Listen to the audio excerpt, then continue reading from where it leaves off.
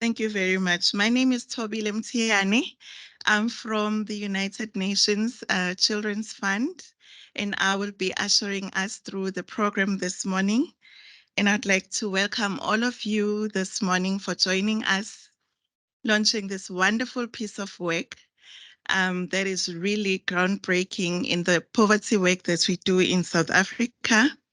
With those few words, I would like us to, because we're not really full in the room, introduce ourselves. We'll just say your name and where you are coming from, and maybe your interest in the subjects today, but very, very briefly.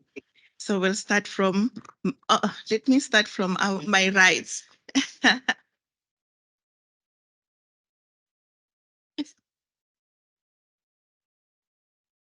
Thank you, Toby. You threw me under the bus. I was assuming you'd start with UNICEF, and I put the muffin in my mouth at that moment. My name is Isabel Fry, and I'm the Executive Director of Social Policy Initiative. And I really welcome you on behalf of SPI to this event. Thank you. Good morning, everyone. My name's Alita Miller. I'm the country representative for UN Women in South Africa. It's lovely to see you all. Good morning, everyone. My name is John Mashara. I'm the Executive Director of Vula Aviation Technologies, which is a drone service provider licensed and registered in South Africa. I'm interested in this program, so I thought I should come and have a listen. Thank you.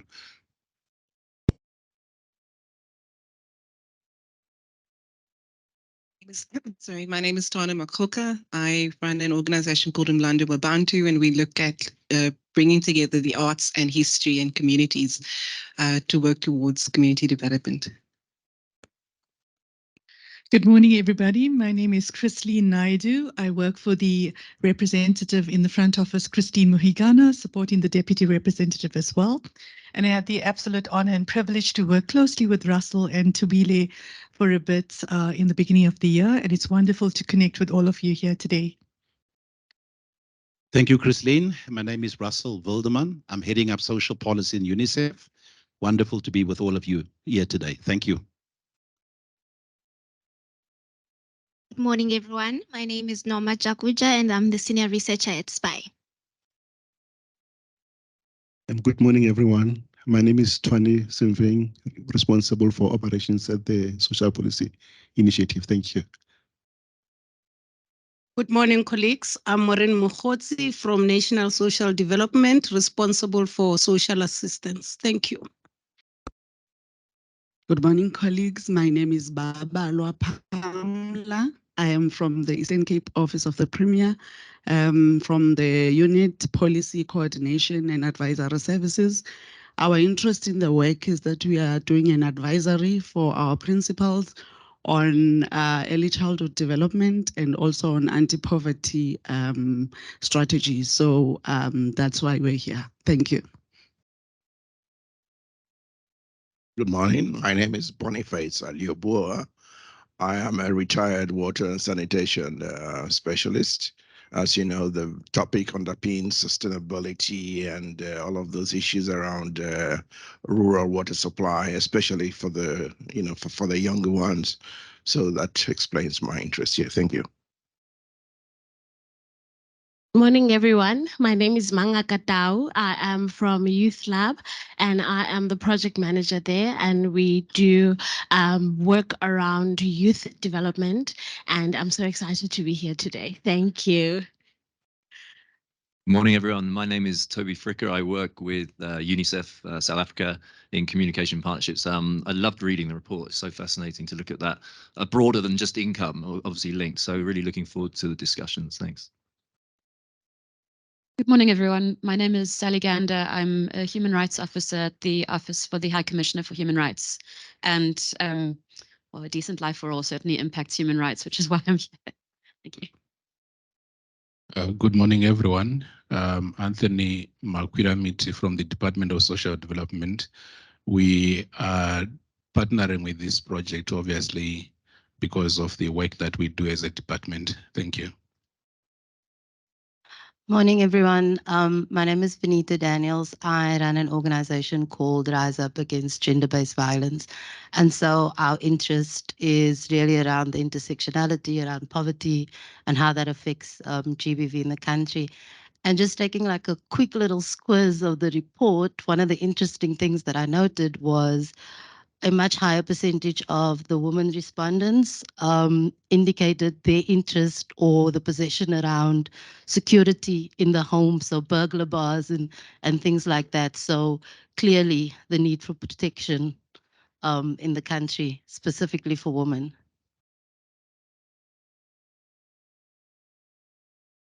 Morning, everyone. My name is Mohale Machete. I'm the acting HOD student housing from Safakoma Health Sciences University. Our interest is on community engagement, where we want to produce quality healthcare sciences that are going to support local communities. Thabiseng Maphosa. I'm a graduate in political science. I'm not affiliated to any organization. I take interest in the work of the UN, particularly UNICEF. I also take interest in policy making. So that is why I'm here today. Morning, everybody. My name is Cesar Nana from Social Development. As my colleague Anthony said, we have got great interest in this work as we are partnering as well. Thank you. Hello, everyone. My name is Mastura Sadan, and I work in the National Planning Commission Secretariat, and I'm responsible for the social sector. Thanks. Good morning, everybody. My name is Hersha Dayal. I am from the Department of Planning, Monitoring and Evaluation, Director of Research. I support my team supports all the planning, monitoring, and evaluations directorates in DPME on the 7 priorities of government. So it's inclusive of all of this work. And I'm a user of this kind of wonderful report, so I'm here to digest it. Thank you. Thank you very much.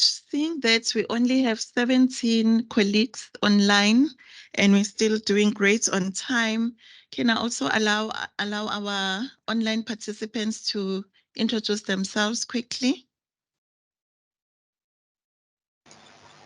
I am Dr. Musa Sharafuddin from Lebanon Friends of the Disabled Association. I am a member of the committee of core group of social protection floors, Global Coalition on Social Protection Floors. In Lebanon, we are interested in designing social protection national strategy. So I am here to have an idea of what's going around in other kinds, in other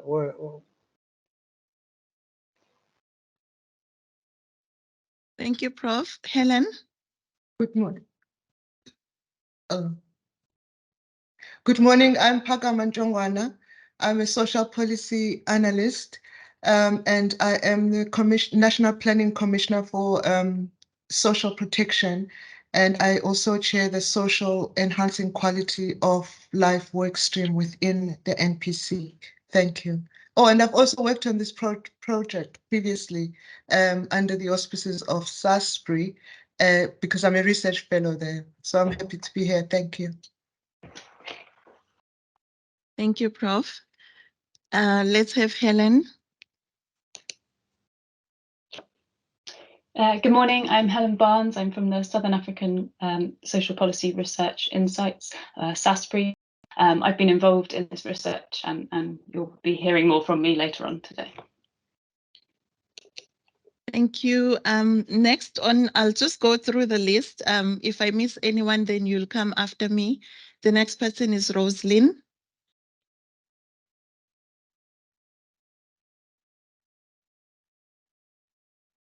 Good morning, organizers, participants, and congratulations to the researchers.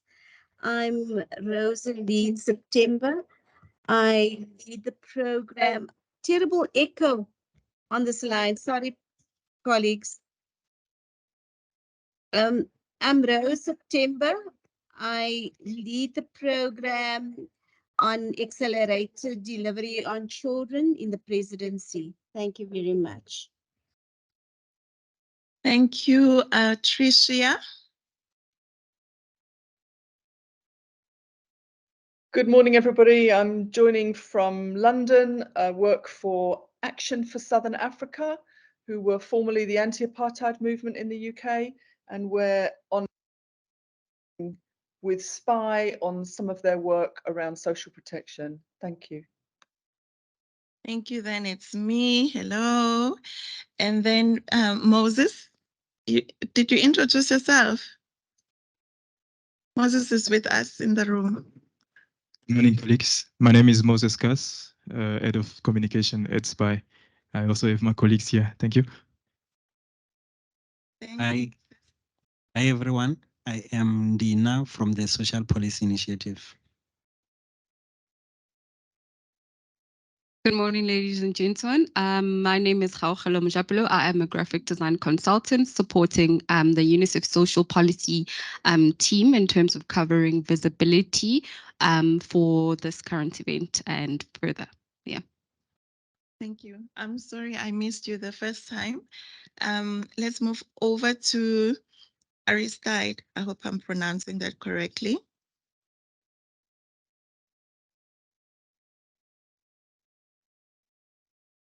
Ari. Okay, we'll move to Chanel.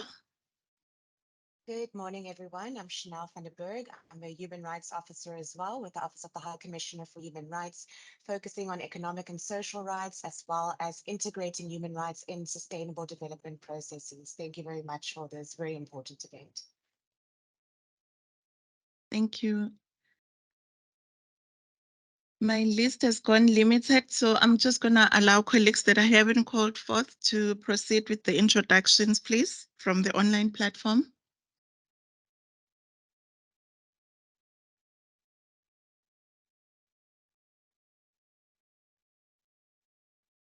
Hi. Hi, everyone. My name is Rebecca Mary, although I think it comes up as Rebecca Murdoch on the online. I am a freelance researcher, and I'm currently doing some research for the Black Sash on a concept note for a social protection flaw. Thanks very much for this opportunity. Next one. Good morning, everybody. I'm Shazli Saval. I'm based at the University of the Western Cape. My research focus area is in child well-being. I lead the South African Children's World Survey. I'm also a member of the International Society for Child Indicators and the member of the core group that's leading the Children's World International Survey on Children's Well-being. Thank you. Thank you, sir. Next one.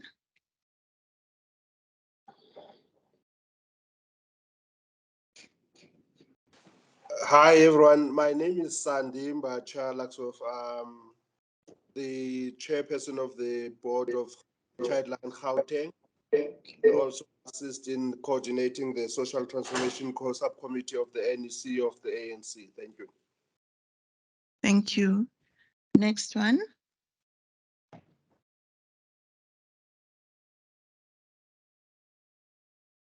Have we exhausted everyone online? Okay, I'm going to take that as an affirmative.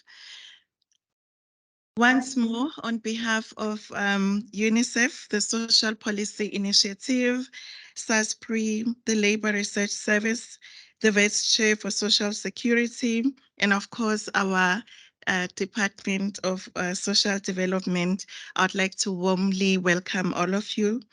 And it is my pleasure this morning to officially welcome the launch, and I will call to the stage Alita Miller, from a representative from UN Women, who will give us opening remarks. Just by a brief introduction, Alita has served as a country representative excuse me, at UN Women Afghanistan since April 2018, and she was with the UN Women in Fiji country office as a representative as well. And she has covered 14 Pacific Island nations when she was in Fiji.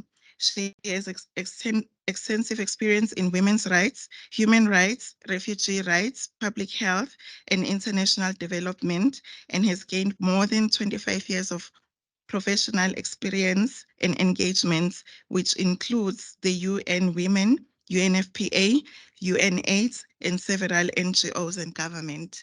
Ladies and gentlemen, help me to welcome on stage Alita.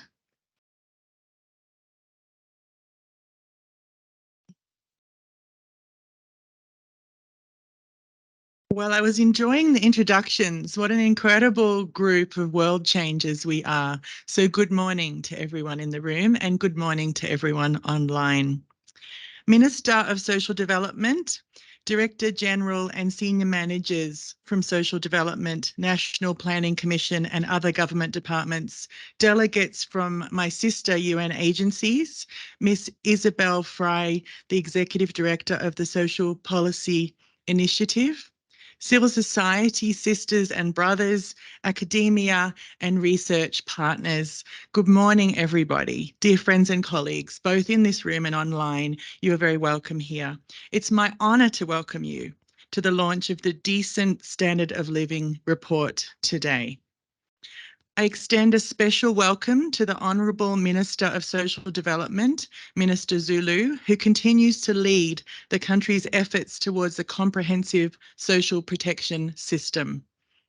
This report is a product of collaborative work undertaken by partners including the Social Policy Initiative as lead, SPI, the United Nations through the United Nations Children Fund, UNICEF, and congratulations to all the UNICEF colleagues in the room for this work, the Southern African Social Policy Research Institute, the Labour Research Service, the Frederick Ebert Stiftung, and the Department of Social Development with the WITS Chair for Social Security.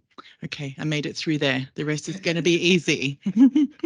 The Decent Standard of Living project is an important contribution to understanding how multiple non-income dimensions of poverty impact people's lives. It is ultimately about the dignity of all who live in South Africa. This work and the methodology used is groundbreaking because it combines participatory qualitative work with the use of survey data to better understand what's required for a decent standard of living in South Africa. The report then measures how many people possess what is known as the SPNs, the socially perceived necessities. These SPNs, socially perceived necessities, are clustered under three broad modalities for acquisition. The first is through social networks, such as someone to look after you if you're ill. The second is commodities that are bought, such as a refrigerator or a microwave or a kettle. The third is through the social wage, the goods and services provided by the state, such as access to mains electricity connection.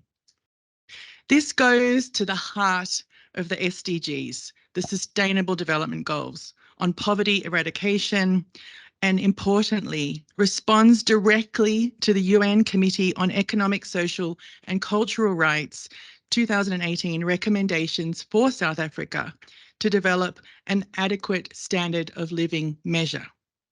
We all know the context. South Africa ranks as the most unequal country in the world. We always say that so quickly, but it's so important that in our work, in each of our portfolios, that we really take that on board. South Africa ranks as the most unequal country in the world. That's according to the World Bank data, and the inequality between rich and poor has continued to grow, driven by issues of race, of gender, and of location.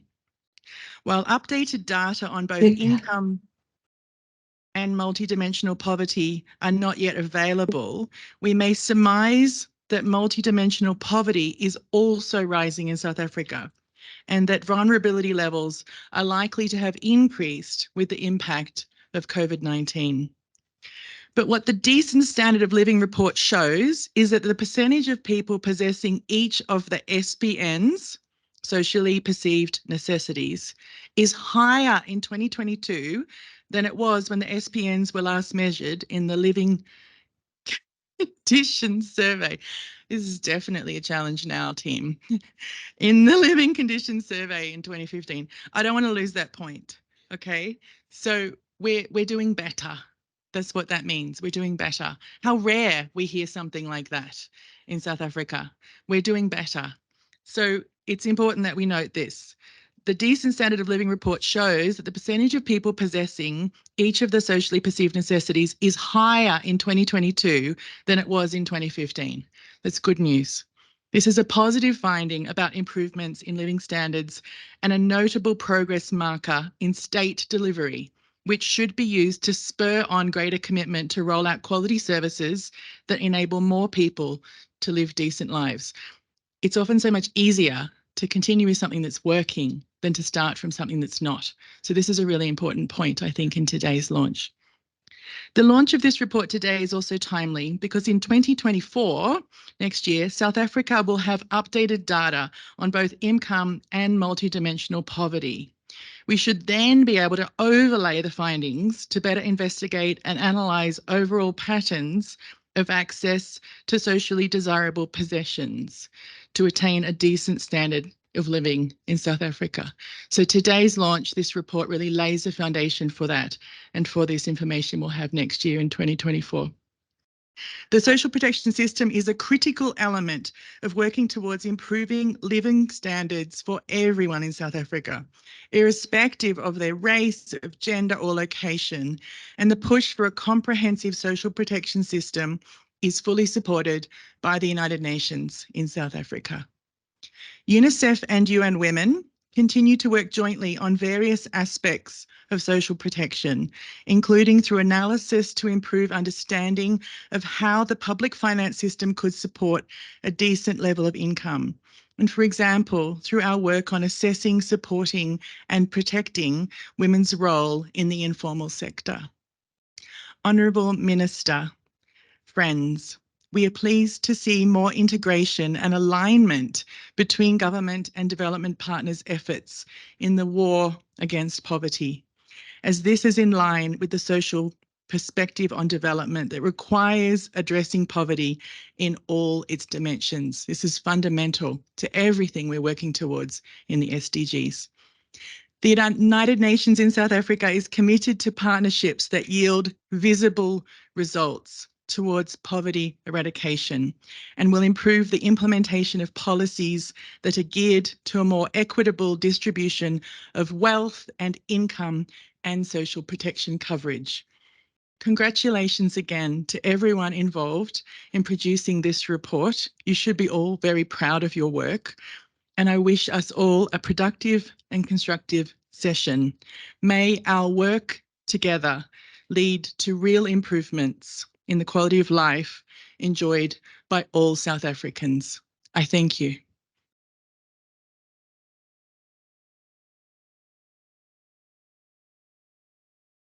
Thank you, Alita. I think we're starting on a very positive note.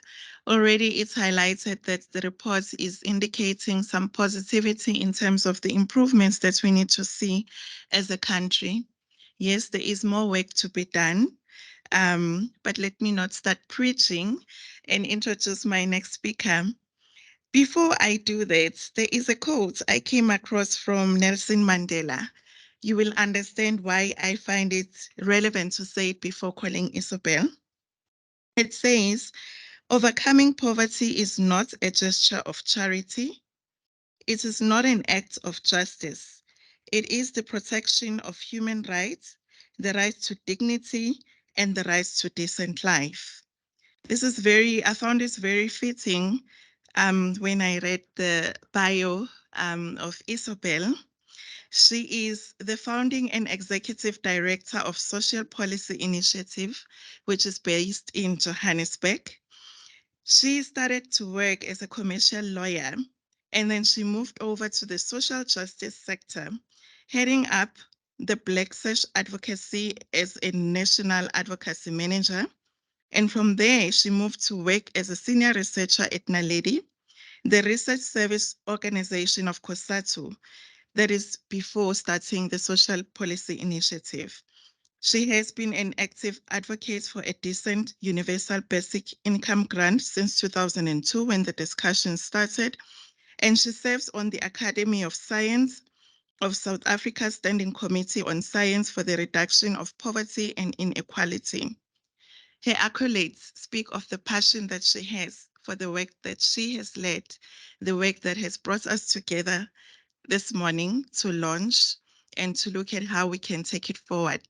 With these few words, please help me welcome Isabel Fry on the podium.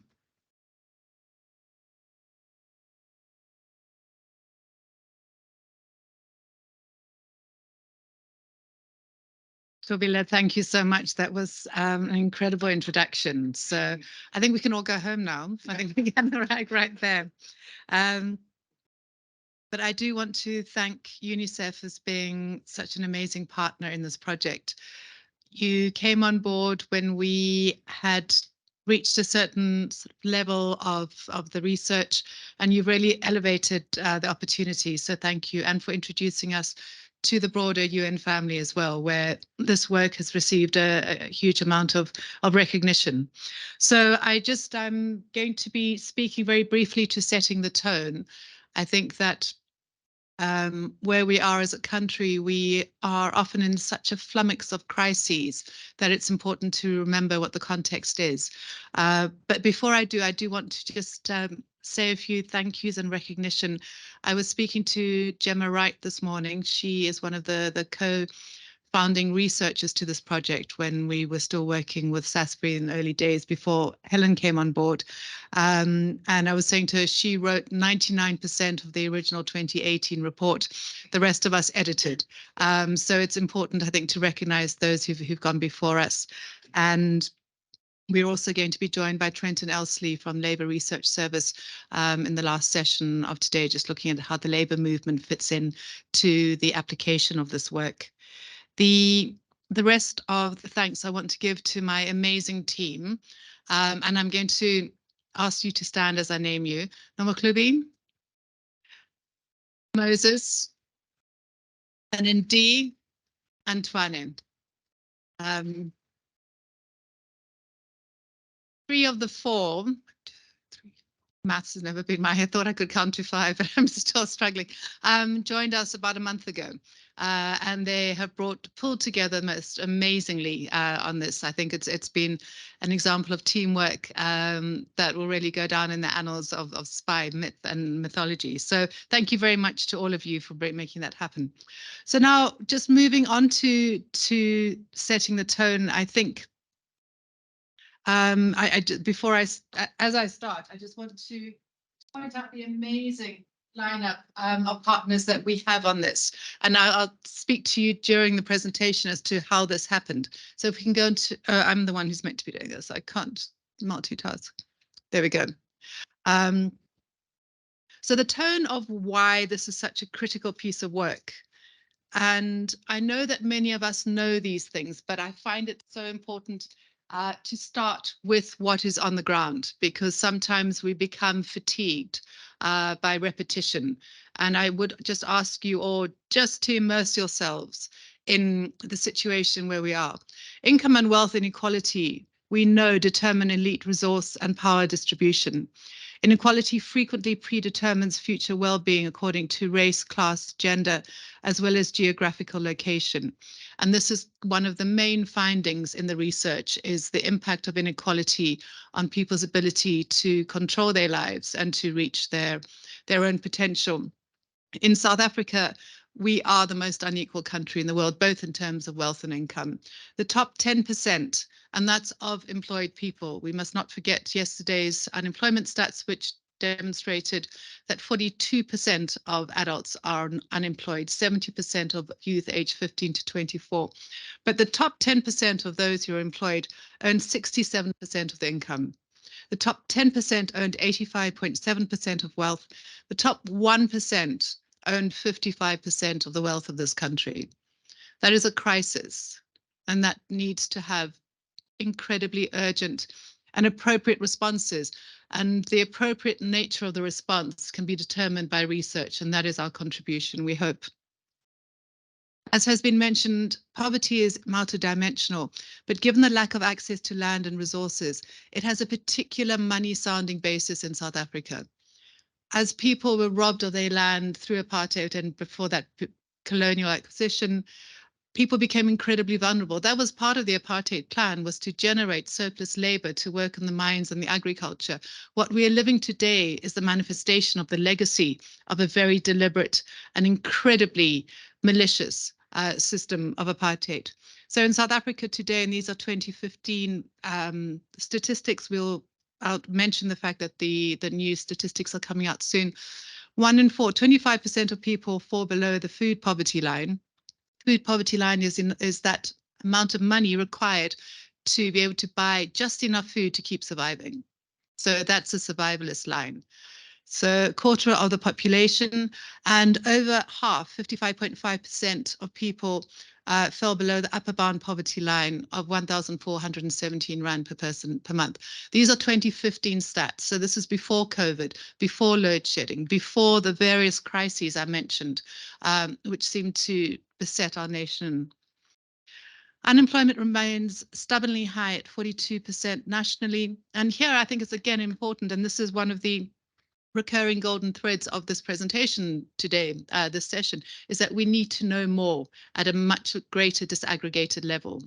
So 46% of women are unemployed, 38.5% of men. So there's a real structural distinction there, as women are principally looking at caring for children, for older people.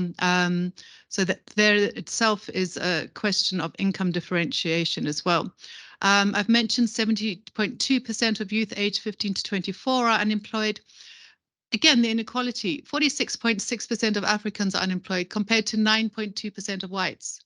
So every time you hear the fact that policies are set against whites and well-being, that is a stark statistic that is shameful in this almost 30 years of democracy. And 50.6% of African females are unemployed. We know that more households in South Africa are maintained by African females than any other group. So that's the level of vulnerability. And those are people who have just been excluded from a lot of the policies that we are seeking in terms of employment. And then again, rural provinces rank far higher than urban provinces in terms of unemployment. Northwest, for instance, 53.5% of people are unemployed. Just under 40% of people are unemployed in Gauteng, and in the Western Cape, 25.3% of people are unemployed. So where you are, where you live, who you are, and your whole history determines from when you're born what your situation is going to be. Social policy is there tools through social policy to try and enable people to live far more equally in terms of their potential. I really was waiting for someone to change the slide. Still am.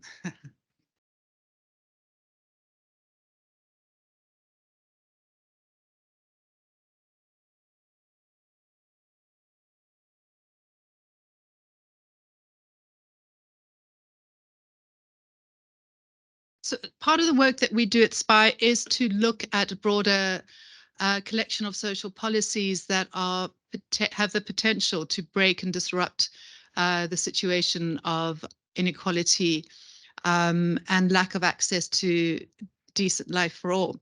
And those will come through again from the research and in my concluding presentation. But one of the things that we are working on within SPY is particularly social security. And we know in South Africa that social security programs have an incredibly high headcount. We are told frequently that more people, percentage of South Africans are covered by social protection than in any other African country and in many other developing countries. What we see, however, is that the level of the benefit is extremely low. So when we talk about the ability of social policies to move people out of a situation, to have a catalytic effect, we need to take note of the fact Are we managing poverty rather than seeking to eliminate poverty? Are we making it more palatable rather than trying to end it? I think if you look at the NIDS CRAM survey that was during the COVID epidemic and starting in the hard lockdown, it demonstrated that the 6 months of the social security grant top-up, remember the 250 grant top-ups, the caregivers grant of 500 Rand to the caregivers of children who are getting the child support grant, and the 350 Rand social relief of distress introduction, that was the first time that poverty had fallen since democracy. It was a very deliberate policy intervention and it worked. And government really needs to be applauded for being so swift in going in and making such a difference to people's lives. As we know, until the 350 grant, no grants have been available for the able-bodied adults. And that really is a history of the apartheid approach to social security. 52% of the 14 million applicants for social relief of distress in July this year have never worked before. That's astounding. So when we're looking at how we move people from vulnerability into sustainable livelihoods, we've got to recognize that 52% of people have no history of being in a working environment. And that shows the depth of the challenge. I really need to skill myself on this. Okay, just 2 more. I think when we're looking at the policy responses, from our analysis, where we are as a country, the system is just not working. We need to not look at programs to improve things. We need to look at a systemic overhaul of the approach on the scale of the problem, a systemic economy-wide shock, which needs to bring together the dynamics in order to refresh our economy rather than incremental increases.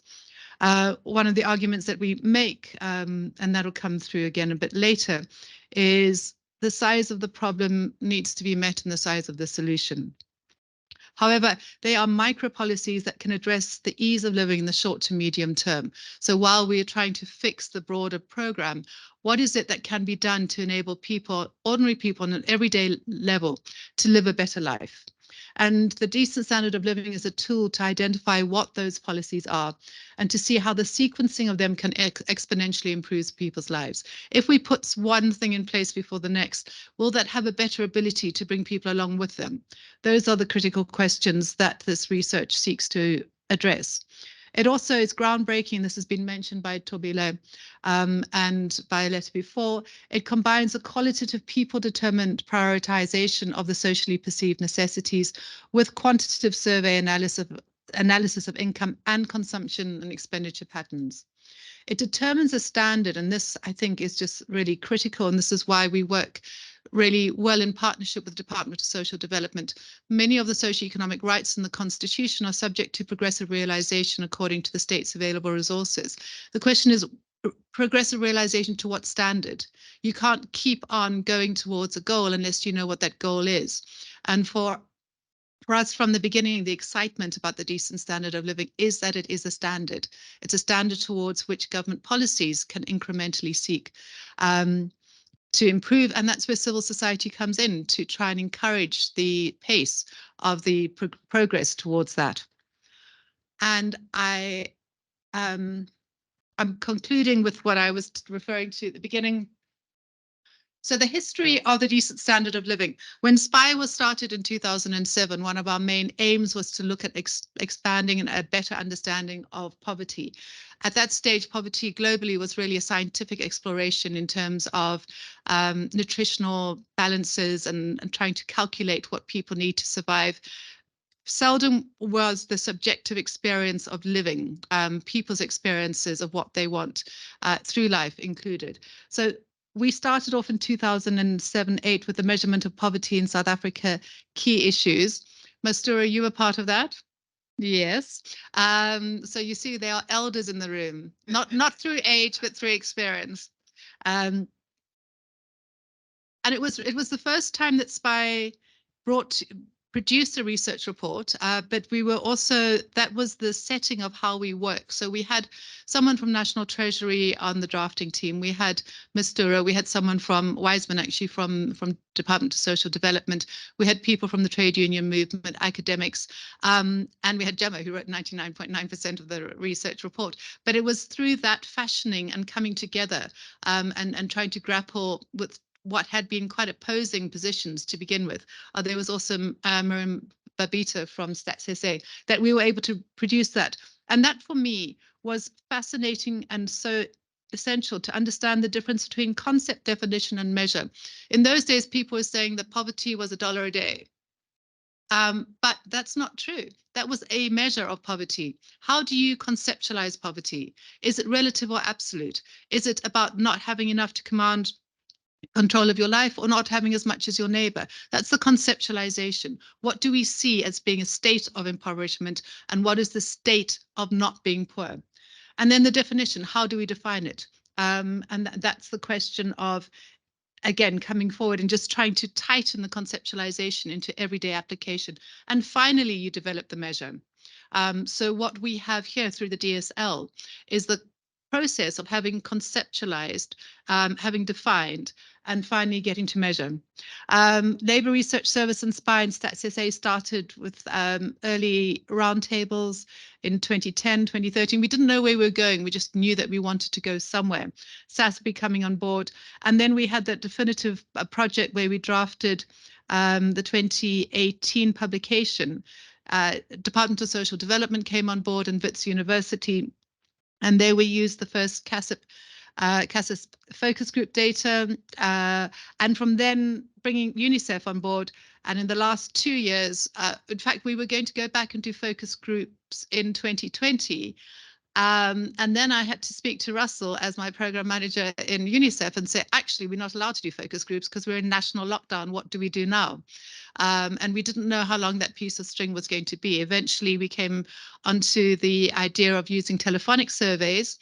And once we had that at the end of 2021, we realized that Stats SA income data hadn't been renewed for many years. And so we then went to field and did another income and possession survey, and that was 2022. What we're producing now is the analysis of that, and it's with great joy that we can announce that Stats SA's living conditions survey is coming out soon. So we are so keen to try and triangulate and verify our income and possession data with theirs. It was very good of them to come on board. But that is it. Thank you very much for staying with me through the setting the tone. You got a lot more than the title promised that you would receive, and it's so wonderful to have you all in the room and virtually. Thank you.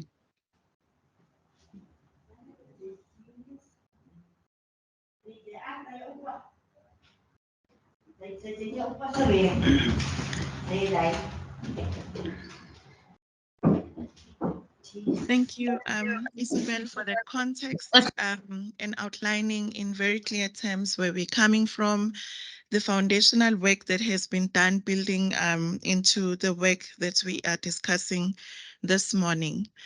Now we get to the crux of the matter.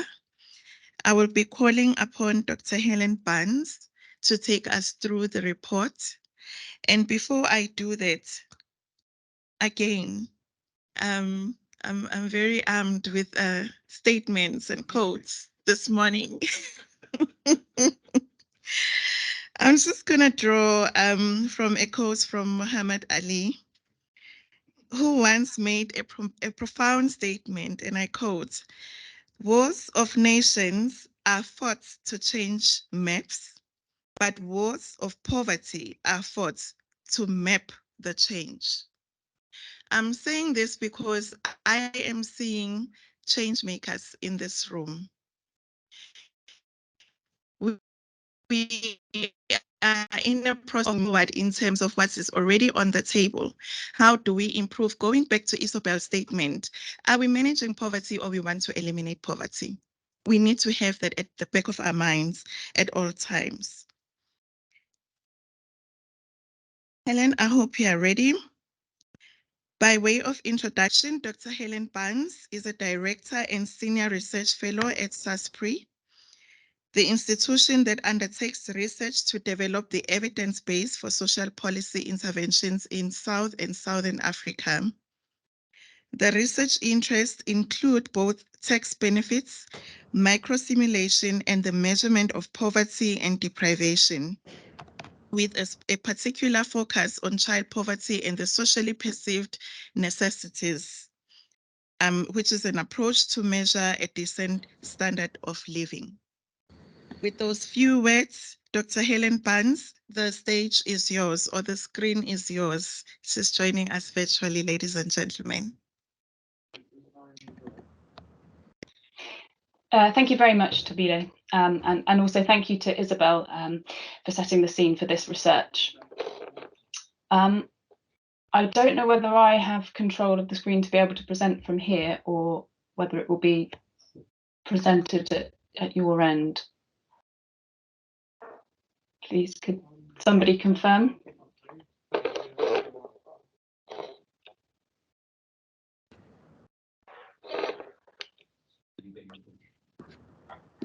Hello, Ellen. I'm going to control. Thank you. Okay, great. Thank you. So I'm going to speak on behalf of colleagues at Sasbury Inspire and all of our partners in this research, and give the findings on possession of the socially perceived necessities in 2022. Next slide, please. So a brief outline of the presentation. I'll give a little bit of background to the socially perceived necessities approach. I'll look at how that approach has been used with the decent standard of living measure in South Africa.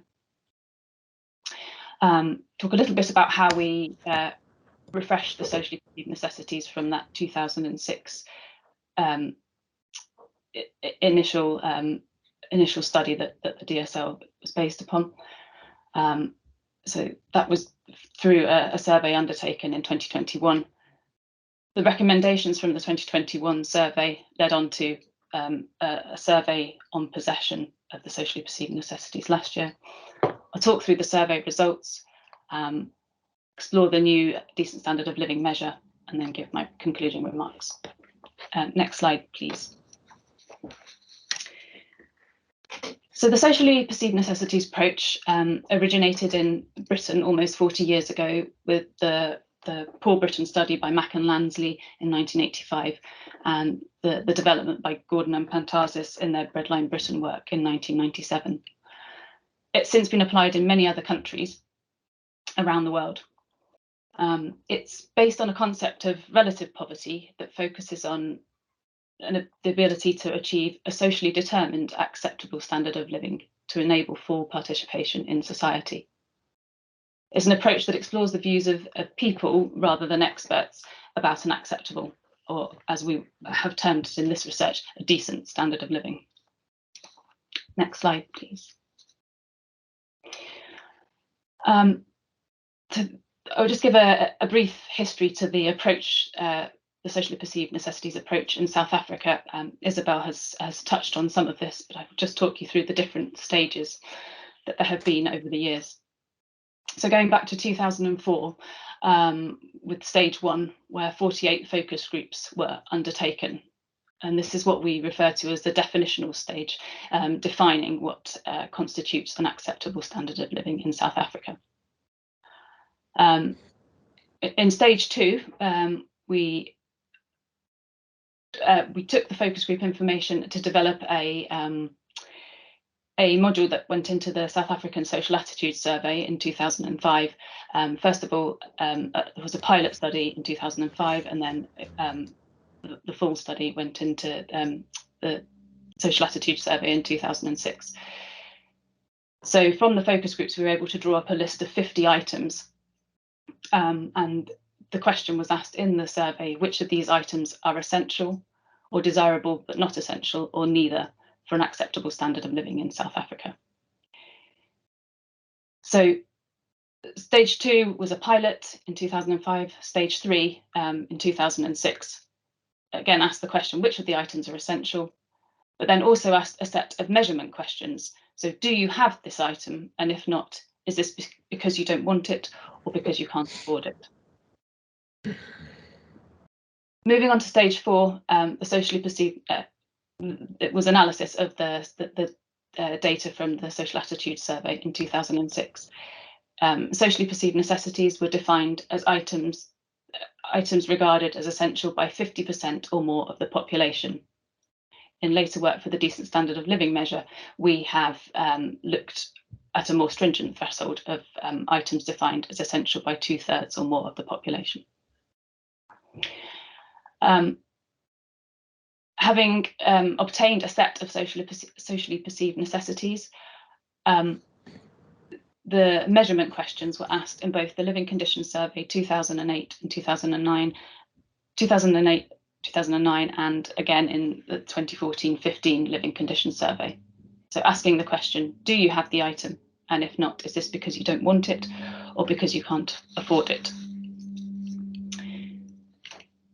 The final stage, then stage 6, is analysing possession of the SPNs and looking at the relationship between possession of a decent standard of living and income.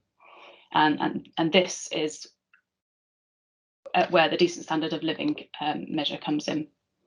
Next slide, please.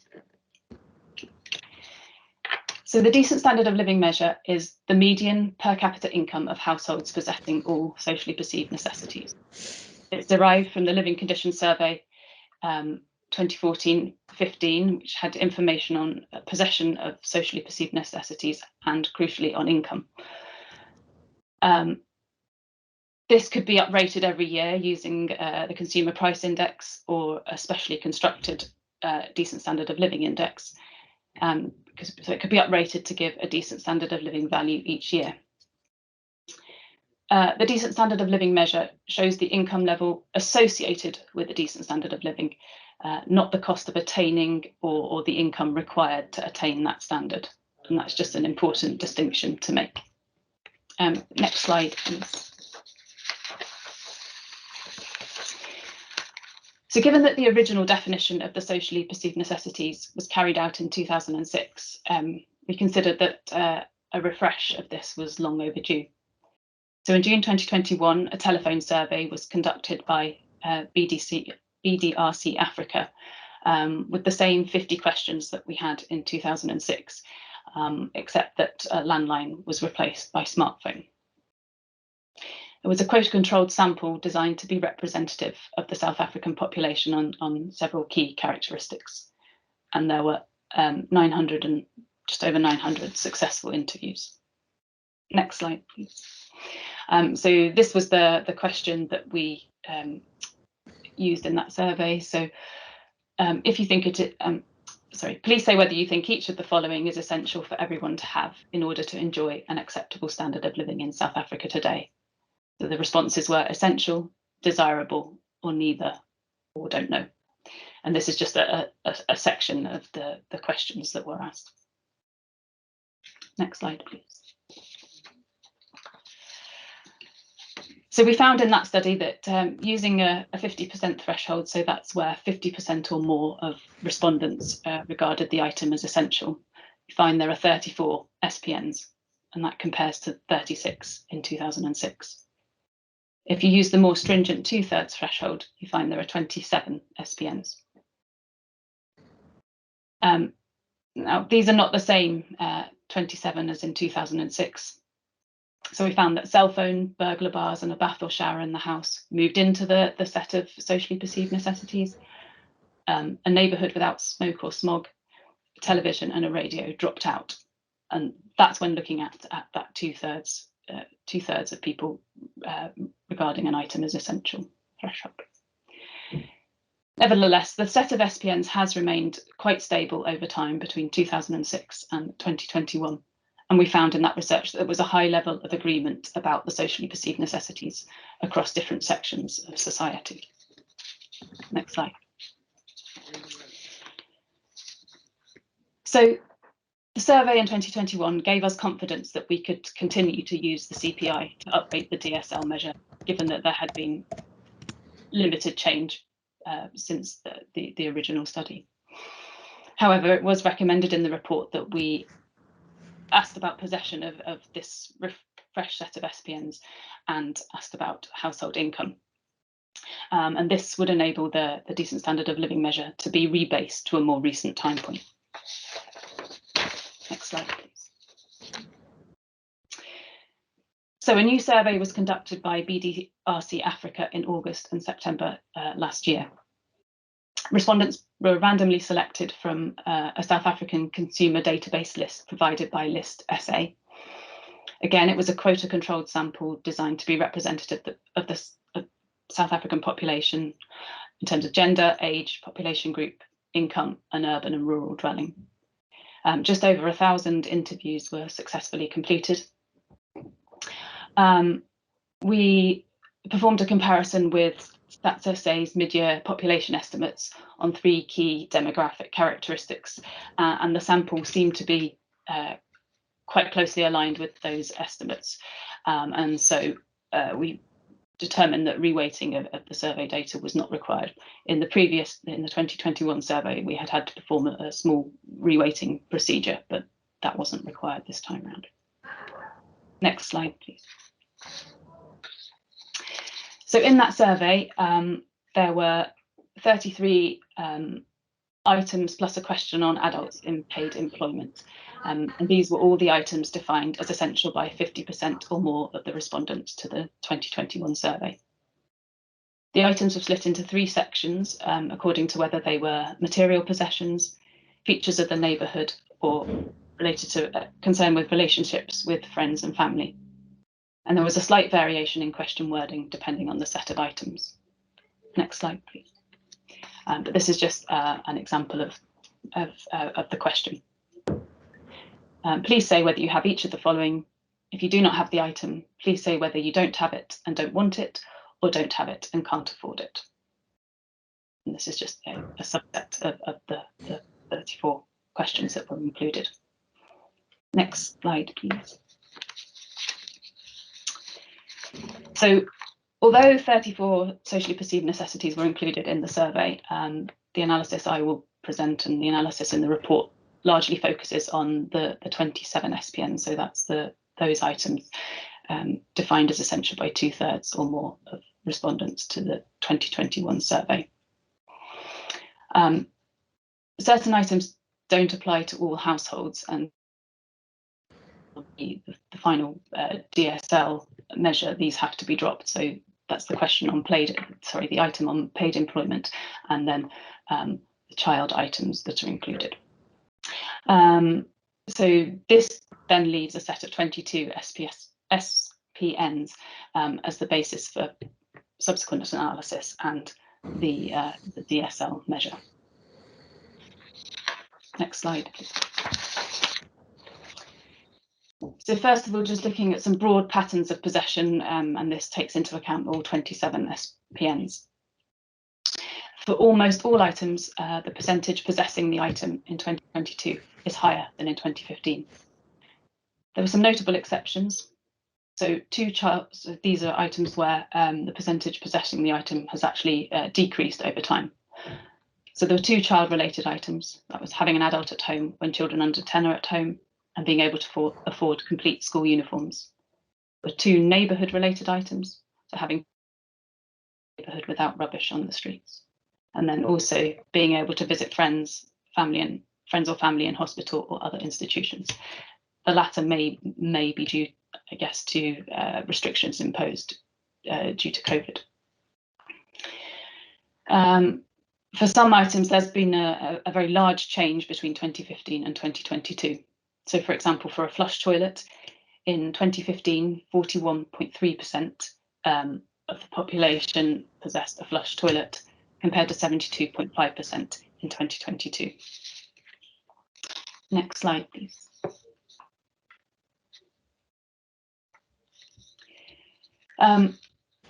For a handful of results, the percentage possessing an item seemed to be a little bit high.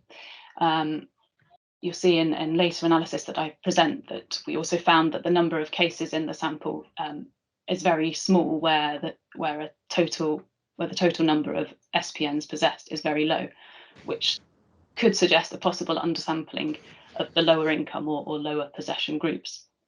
However, we compared with results from the General Household Survey in 2021, and this actually suggested that possession in our survey was in line with other results available. So it was not something that we particularly concerned about.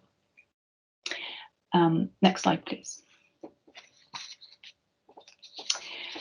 So just going back to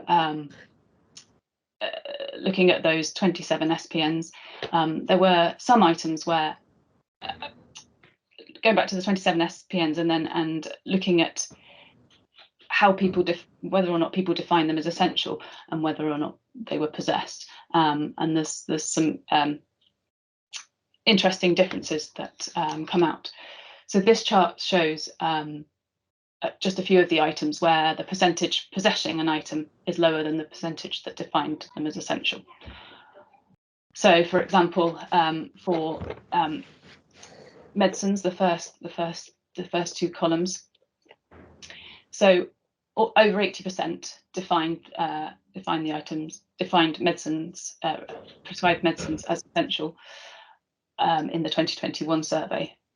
But then it was found that only just under 50% actually possessed that item. And so these are just some different examples of items where you find that more people define them as essential than you find possessing the item.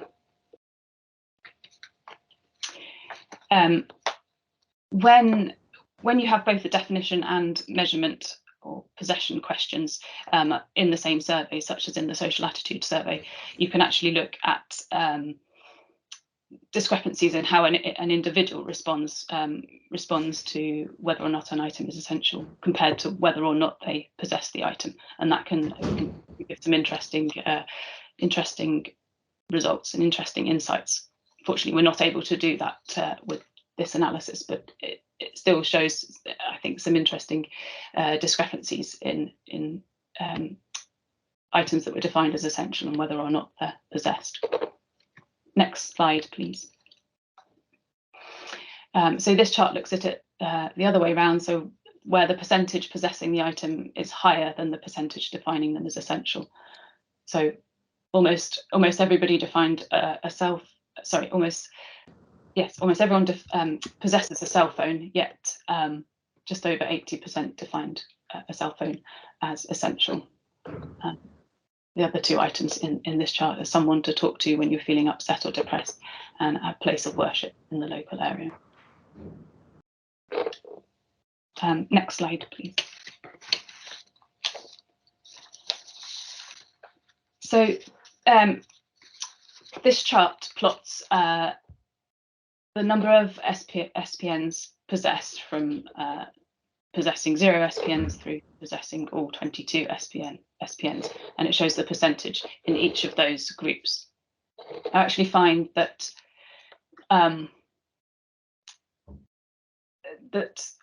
everybody in the survey possessed at least 2 SPNs, and then the number of the percentage possessing increases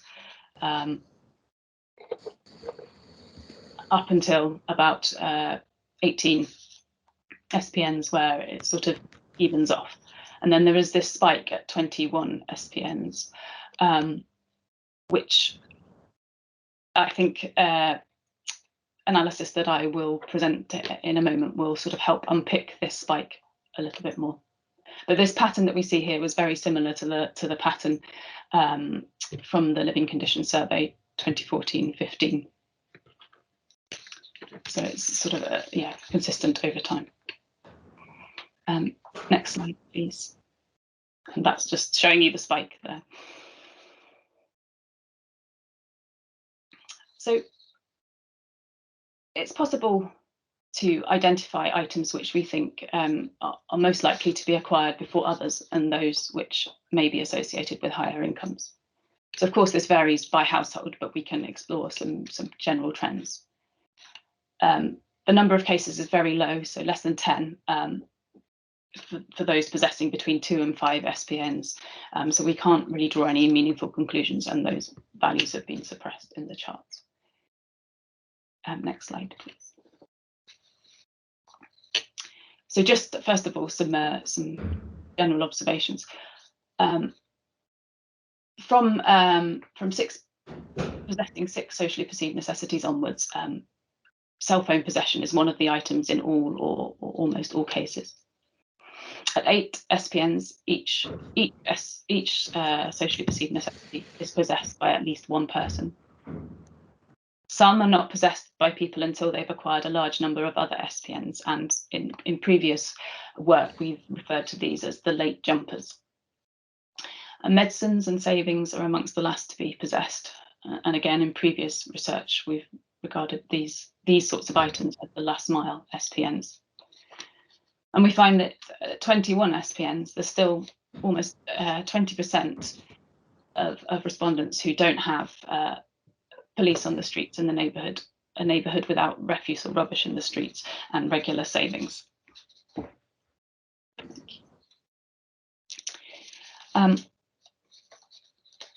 So in order to sort of do this analysis, first we assign everyone to a group based on the number of SPNs they possess. And then we can look at those SPNs that are possessed by over half of the respondents in a particular group. And then that helps us to identify an order of acquisition. So in the group of 6 SPNs, over half will have a cell phone or electricity, or both, as one of their SPNs. And so the same when you move to 8 SPNs, you can see that as well as the cell phone and electricity, there'll be someone to look after you, fridge, place of worship, and someone to talk to as one of the 8 SPNs. So you can see where different items start to be possessed by the majority of people within that group. Next slide, please. Thank you. So here we see at 18 SPNs, you have the late jumpers, so having police on the streets and a clean neighbourhood. And at 20, the last mile SPNs, so prescribed medicines and regular savings. That's when they start to come in. These 2 groups of SPNs may be harder to acquire for certain households. And so we find that there's a large group with 21 SPNs. So that was the spike on the chart that I showed you a moment ago. This large group that cannot quite achieve all 22 SPNs. So they may be able to buy or acquire most items, but don't have the disposable income to, say, save regularly or move to a better area with police on the streets or rubbish on the streets. So we think that is what's explaining that spike at 21 SPNs. Next slide, please. I'm just going to show next 2 graphs just to further unpick some of the results. So here we're looking again at the SPN group, so from 0 through to 22, and then the percentage of people within those groups that possess the item. So we have cell phone compared to a bath and shower. So at 6 SPNs, almost 90% of respondents within that group possess a cell phone, but just over 10% possess a bath or shower. And in fact, in the 7 SPNs group, nobody possesses a bath or shower. So cell phone possession is high at all within all groups. Bath or shower, gradually, the percentage possessing the item gradually increases as more SPNs are possessed.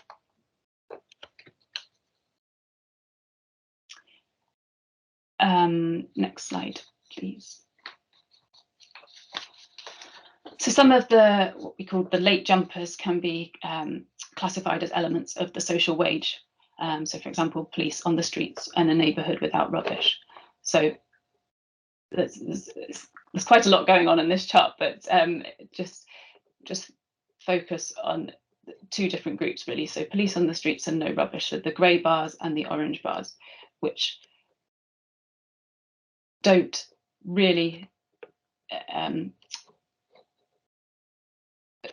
a large percentage of the different groups don't really possess these until you move much higher up into the number of SPNs possessed. Which, if you compare that to the street lighting and tarred roads, the red and the green bars, you can see that they come in a lot earlier when only a smaller number of SPNs are possessed. Okay. I've just tried to give a profile of the group that possess all of the 22 SPNs compared to a group that possesses fewer than 10 SPNs. So 89% of the group possessing all SPNs are urban, predominantly in Gauteng and the Western Cape. This compares to just 20% of the group possessing fewer than 10 SPNs. 50% of the group with all SPNs are Black African, and this compares to 97% of the group with fewer than 10 SPNs. But it's important to note that this 57% is in fact only 6% of the total Black African group surveyed. So that's important to know that information as well.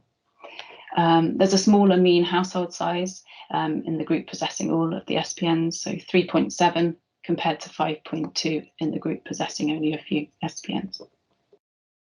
A smaller percentage of that group live in households that contain children, so 61% compared to the group with fewer SPNs, where 80% live in households that contain children.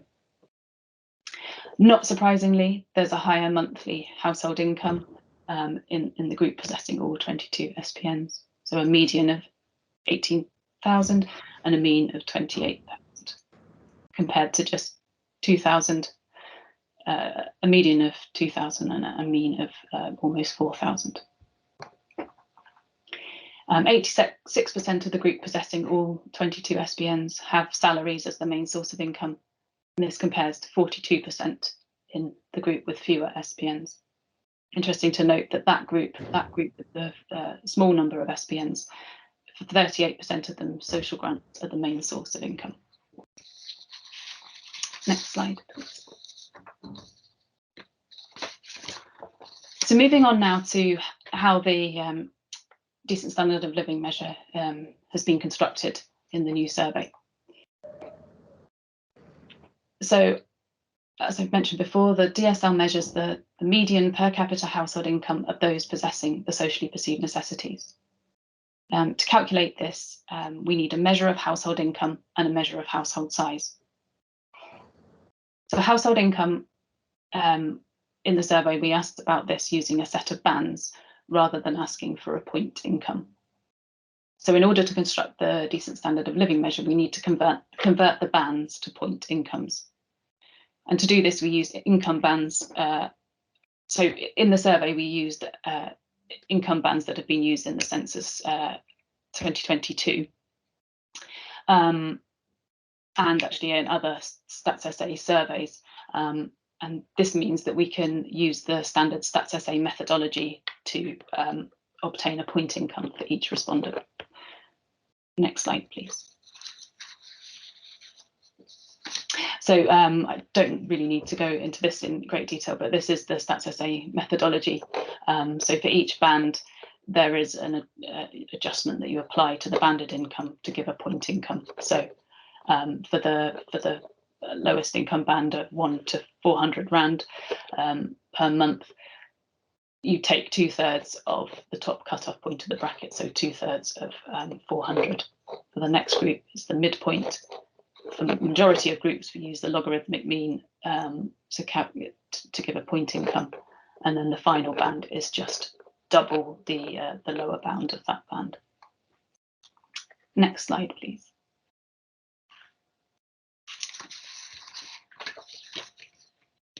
So we have calculated a mean and median monthly per capita household income for each number of SPNs possessed. In the previous Decent Standard of Living work, we chose to use the median per capita income of households with all SPNs. because the median is less affected by outliers in the data. With this work, we felt it might be possible that the mean could be used, as there aren't outliers in the same way when you use a banded income approach. But I think our analysis showed the mean is possibly a little less stable, and so we will use the median again for the DSL measure. Next slide, please. So this is just to show the mean monthly income. So it's plotted the mean at each different number of SPNs possessed, with a predicted income and some confidence intervals. And there is a little bit of bumpiness, for want of a better word. The curve isn't particularly smooth, but I think what particularly concerning was at sort of 21 SPNs, you find a spike in the income, more so than you see with the median income, and possibly other points along along the number of SPNs possessed. You find that there are spikes, and so we felt that the median would be a better measure. The next slide will show you the median monthly per capita income.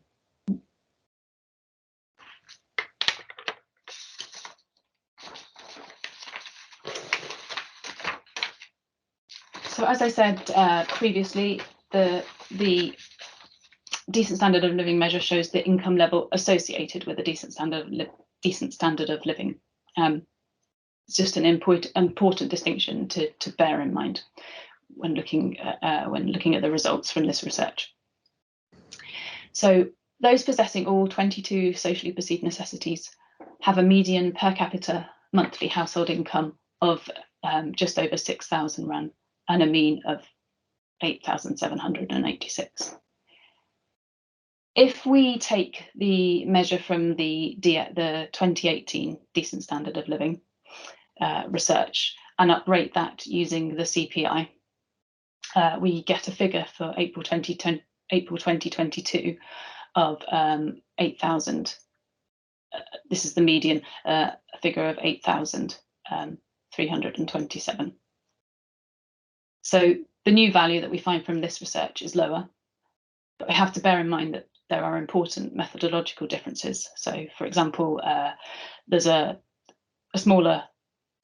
much smaller sample size, and it's a survey that has only surveyed 5 of the 9 provinces. And also the way in which we have collected the income information is less detailed than you find in the living condition survey. And so that is likely to have had an impact on the results. So I think that needs to be borne in mind when looking at this DSL measure. Next slide, please.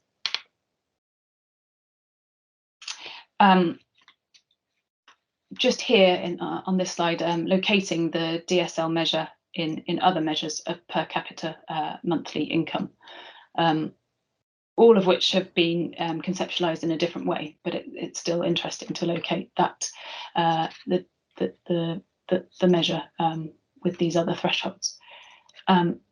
Please, could you just click once? Thank you. So there we have the DSL measure from this new research. It's higher than all of the poverty lines. You can see we have the food poverty lines, lower bound poverty line, upper bound poverty line, and higher than the different grant amounts. And it sits between the CSG single means test and the personal income tax threshold, below which an individual doesn't have to pay tax. So that just positions it within these different thresholds of per capita monthly income. The table does show for each of these different thresholds the percentage of this DSL 2022 amount, the percentage that each of the amounts shown, the percentage that is of the decent standard of living amount, which also provides some useful information. Next slide, please.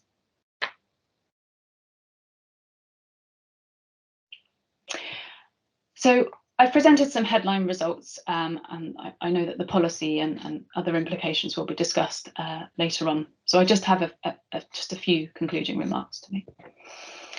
The levels of possession of the socially perceived necessities have, on the whole, increased since 2015. However, we've seen that the rate of acquisition varies by group and by socially perceived necessities. And there are stark differences between those who have all 22 SPNs and those who possess only a small number. So I think I hinted at some methodological differences that might have impacted on the fall in the value of the DSL measure. And I think that further work with the forthcoming income and expenditure survey will help to corroborate and unpack this apparent fall. So when we undertook the 2021 survey, we used the original set of items that were which were taken from focus group work that was undertaken in, that should say, 2004, and you know that's a long time ago, and so I think there would be merit in repeating the focus group work and seeing if this might shed new light on what constitutes a decent standard of living in South Africa today. Thank you.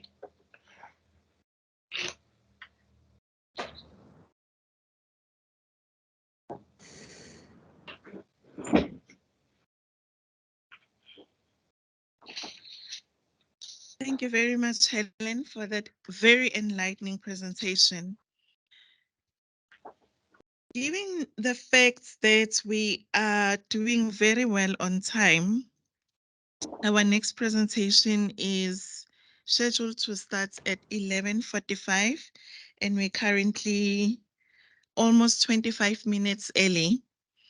I'm going to open the floor for questions, comments, any responses from the audience in the room and online, so we engage on the presentation. Do we have any thoughts, questions, comments from Helen's presentation?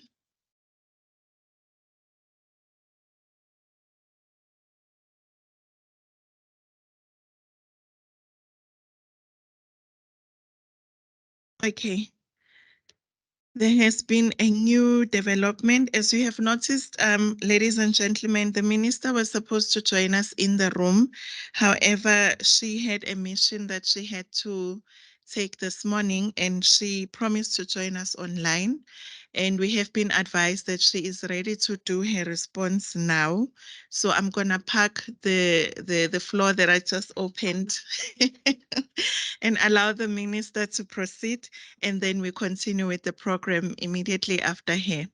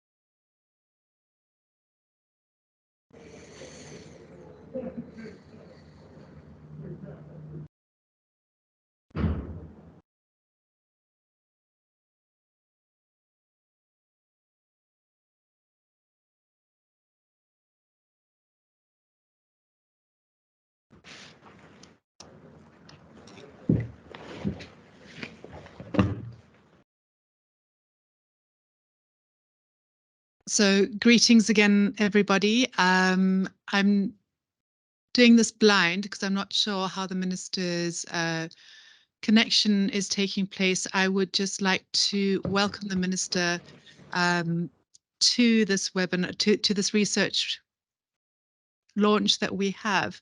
The minister has been a leader who has inspired the work of SPI for many years. her passionate defense of policies that advance the well-being of people, the most vulnerable, even in the face of quite strong opposition from different ministries within government, is something to be admired. The fact that she was a freedom fighter under MK is clearly indicative of the caliber of her ability to defend what she believes in. I think the other thing which has always impressed me from the sidelines is how she really nurtures and advances the strength of her team within the department. She really is a leader who enables people to reach beyond their potential, and she recognizes that. So for SPY, she's been an incredible ally. When we were filming her for our 350 Rand movie, which we'll talk about before we close, she put on the T-shirt that we produced. She was out there. She was really, the energy with which she defends her position and advances her position is amazing. I've also been in some NEC meetings with her, of the ruling party, and she has no qualms in saying exactly what she means, both in terms of the moral suasion as well as the constitutional muster and the vision, the liberation vision, which she embodies. So I welcome Minister Lindiwe Zulu to our gathering, and thank you so much for endeavoring to be with us in spirit, even if not in person. Thank you.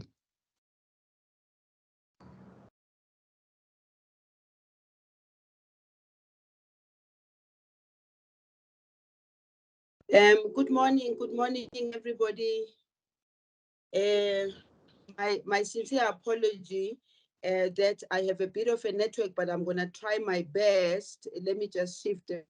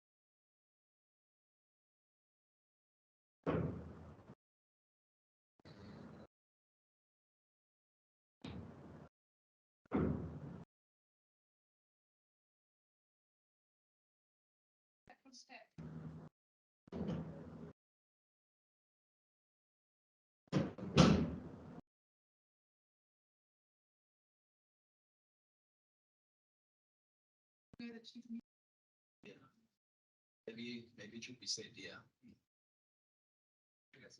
Oh. Sometimes we do that in error. Shall we say? Good morning, Minister. It looks like you have muted yourself. From our side, there seems to be a audio connection. If you can unmute yourself, please, Minister.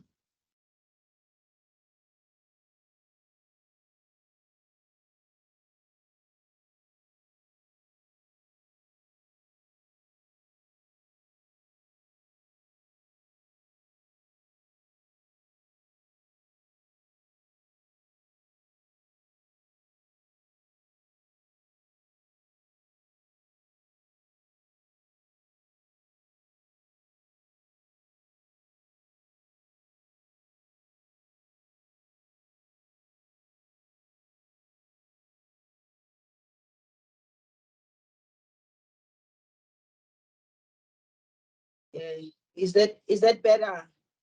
Yes. Yes. Okay.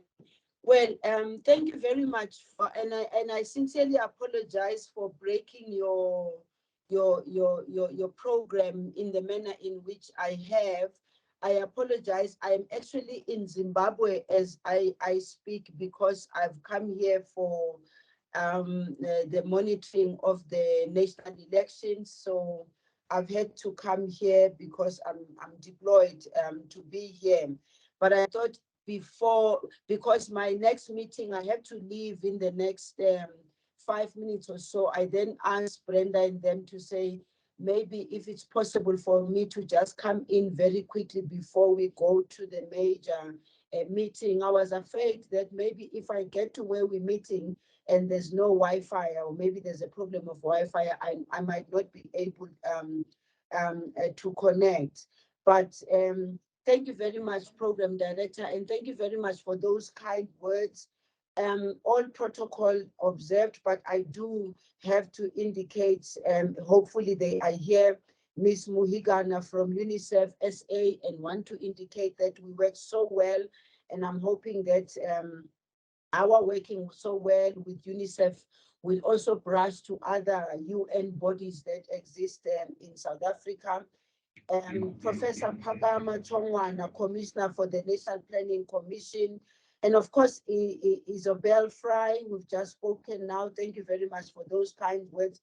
Together, we will get this thing done. Together, we must just make sure that this work is not lost, and this work we must not drop the ball anymore on this matter, because it was by sheer I don't know what to call it. It was because we had COVID, and then we needed to look at what else we can do more.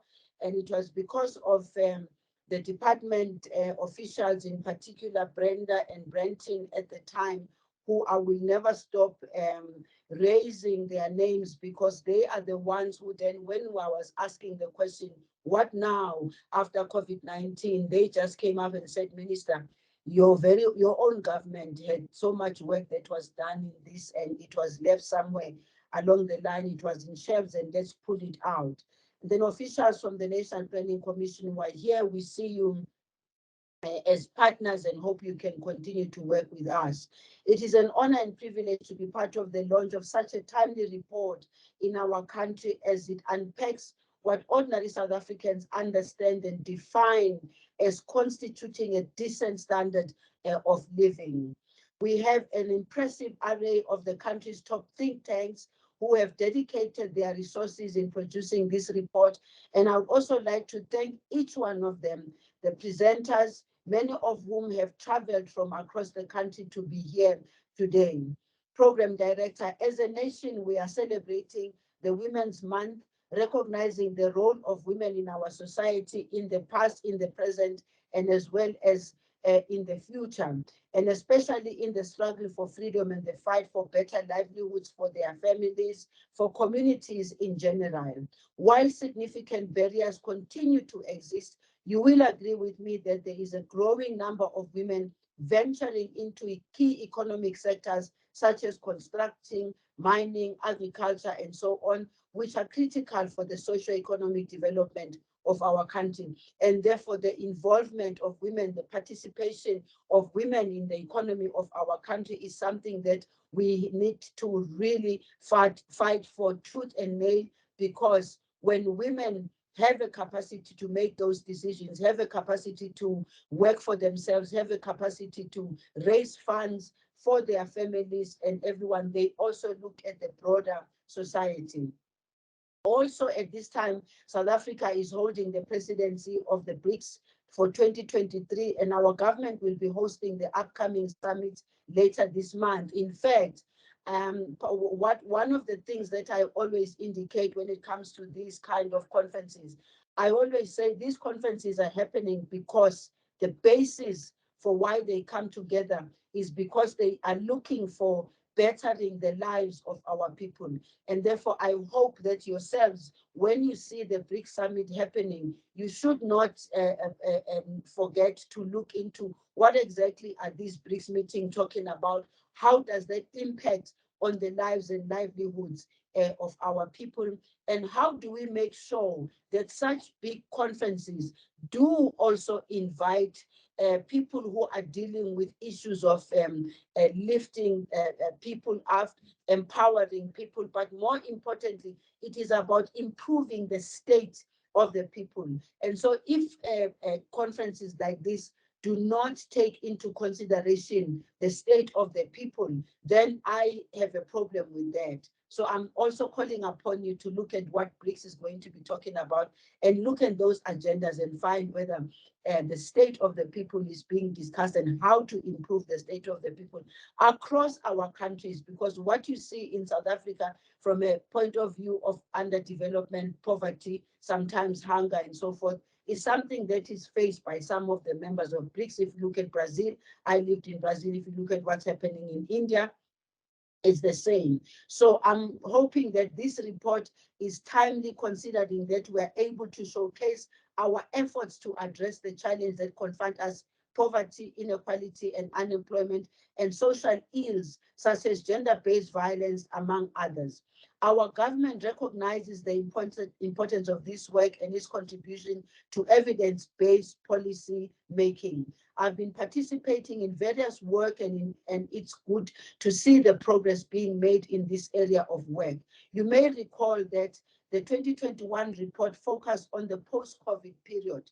In November 2022, I also participated in the symposium organized by SPI, where social partners and international labor organizations engaged on the issues that confront us as a country in terms of core elements of comprehensive social security provisions. Today, we have listened to the recent findings of the new report in the possession of socially perceived necessities, SPNSs, in 2022. This is an important body of evidence that helps us all to understand what ordinary South Africans consider as components of provisions that would amount to a decent standard of living. I always indicate that a program such as this one should not be viewed as just one of those events. This is an opportunity for us to interact and share on what can be done to better understand people's needs and how we can collectively improve their standard of living. This report will assist in understanding the status of our people's standard of living and how to measure it, linking it to the social programs that we as government are undertaking to assist in improving the lives of people, as well as how far we are as a country in achieving low levels of poverty, empowering the people to be resilient and withstand the challenges that they are faced with, including poverty, unemployment, and inequality. And by the way, Brenda, one of the things that, and everyone, I want to also include, we talk about poverty, unemployment, and inequality. And we also have a problem of climate change now, which really is beginning to have a negative impact on us. And therefore, the issue of disaster management, the understanding of disaster management, but also the preventative measures that we need to put in place, not just as government, preventative measures that will be put in place where people themselves will understand that the rains will come at this time. This is going to be the impact. How do we prepare for that? And so as a country, we must address our societal challenges in the context of our deep-rooted social, economic, and political history as a nation. To this end, we must understand the multidimensional impact of poverty and the need for multidimensional interventions to address it. Poverty is not something that needs to be addressed only by the Department of Social Development. We speak to all other departments to say their reason for existence. And the fact that we have departments with the budgets and everything, it is supposed to assist us address all these issues, especially poverty and unemployment, and the empowerment of our people to do that cannot be done by the Department of Social Development alone. All other departments have to be in place. For example, the social assistance program, which constitutes the bulk of our budget as a department, directly transfers money into the hands of the vulnerable children, the elderly, and persons with disabilities. Most recently, through the 350 SRD, which we normally call it SRD, but it's a Social Relief of Distress grant, we have reached out and positively impacted on the lives of millions of unemployed working age adults between 18 and 19.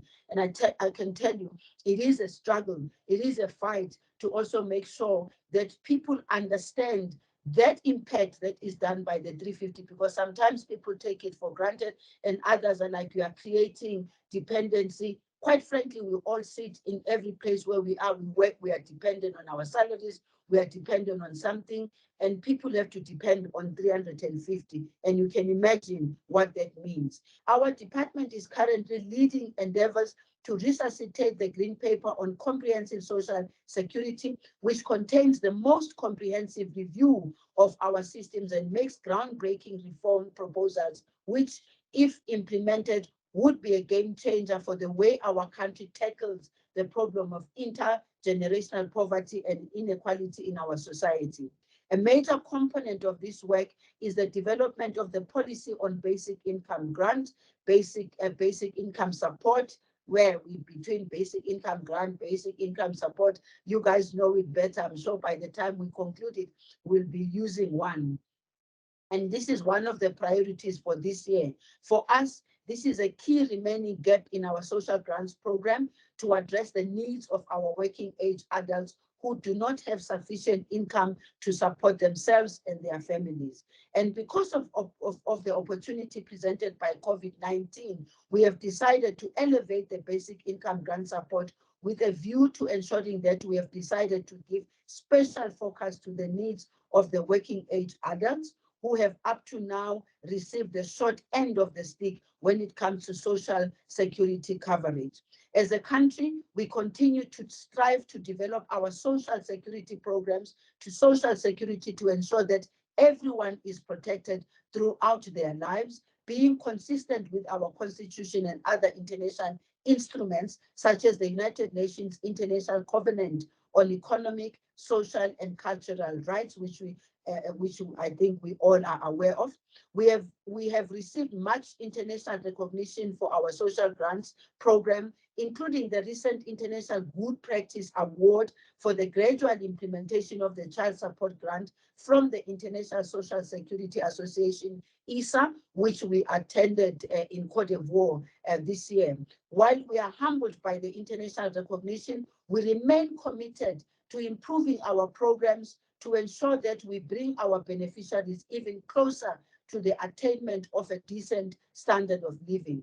Our contribution to the funding of the research that we are discussing today is an indicator that our commitment to keep pushing the envelope to ensure that we achieve the goal of universal access to social protection and to strive to achieve a nationally agreed social protection floor which addresses the needs of all our people. For us at the Department of Social Development in our portfolio, the input from the various speakers and the presentation by Dr. Helen Barnes provides a very important body of evidence for the progress we have made as a country and the work that lies ahead. An increase in the possession of socially perceived necessities, SPNs, is a positive outcome. Since the dawn of our democratic dispensation, our government has made strides in improving the lives of our people. Indeed, rolling out of public goods has been positive impact by enabling access to more SPNs. The department fully concurs with the findings of the household size, children in the household and income levels and sources. There is evidence of the vulnerabilities, and this goes further to show that social grants benefits and the entire household members. These findings have a huge implication on our social assistance, that is grants program, in terms of determining the value and coverage.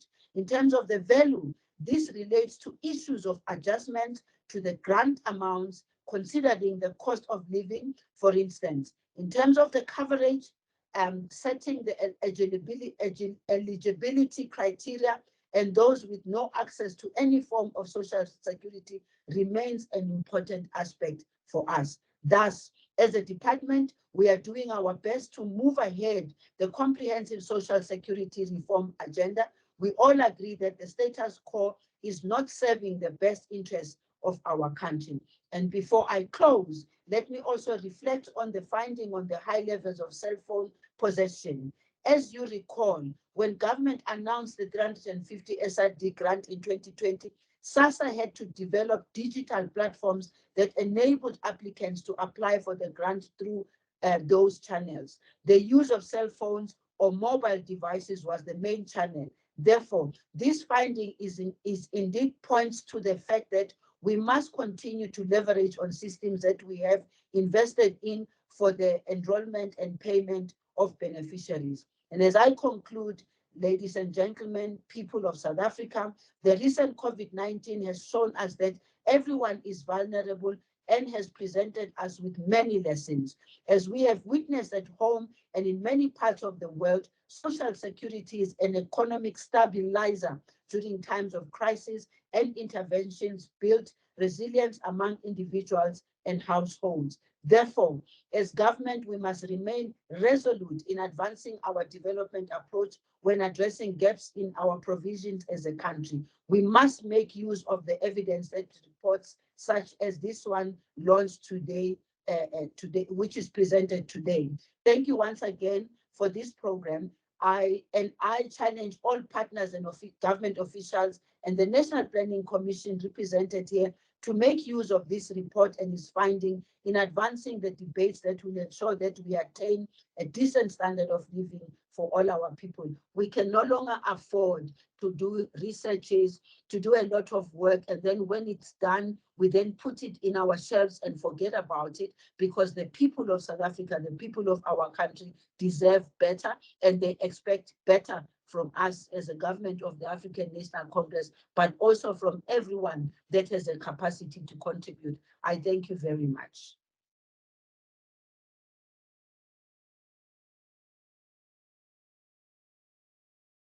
Thank you so much, Honorable Minister, for acknowledging the importance of this work on improving the body of knowledge around understanding our standing in dealing with poverty in the country, and the desired evidence that is critical in improving the strategies and the interventions that are there.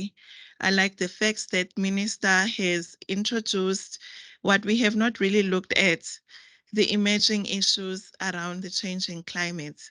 This is very important because it's part of our broader adaptation strategy. So whatever that we do, we need to make sure that we mainstream the climate change measures.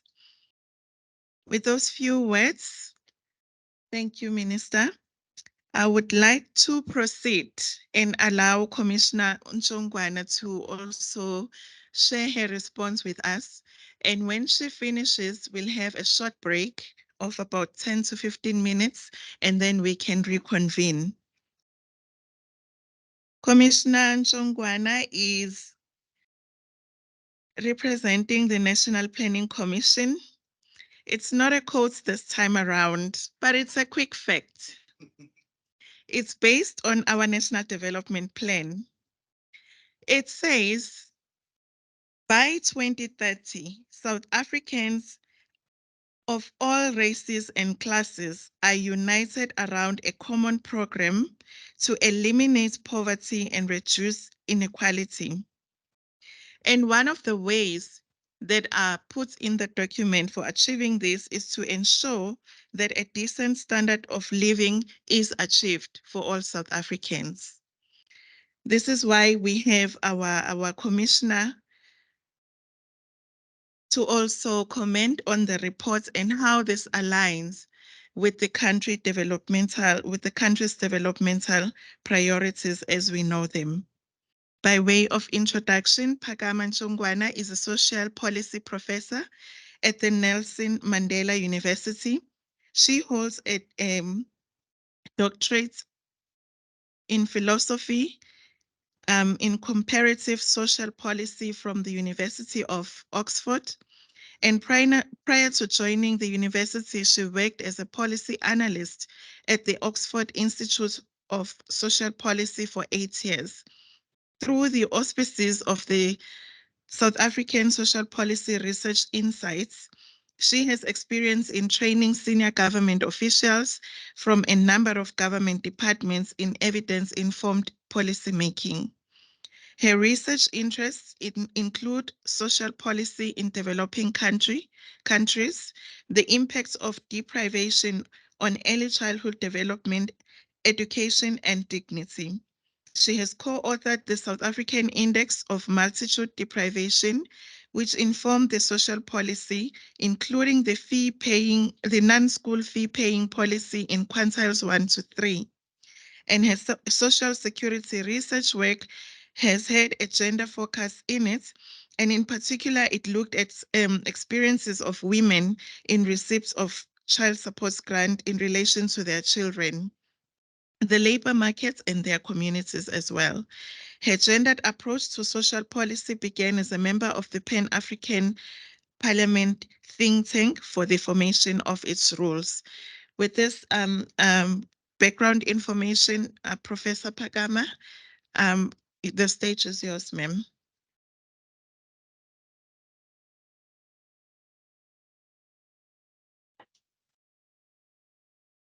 Thank you very much. And good morning, Minister. Good morning, everyone. It is so meaningful for me to be part of this program, of this launch, because as I mentioned earlier, that I am also a research fellow at Saspri, and I worked in 2014 on the drawing up the interview schedule and conducted some focus groups. Yeah, so it's quite meaningful for me to be here. The nature of this research on a decent standard of living is so important because it provides evidence and information on socially perceived necessities, on day-to-day needs from the perspective of people's lived experience. The analysis on the nationally representative quantitative aspect of the research from both the South African Social Attitude Survey and the Living Conditions Survey is the kind of material needed for evidence-based planning, monitoring, and also to inform policy. Across the SPNs are indicators which resonate with three fundamental purposes of the National Development Plan's recommendations: enhancing the capacity of the state in order to meet the needs of citizens and people living in the country, growing an inclusive economy, and building capabilities.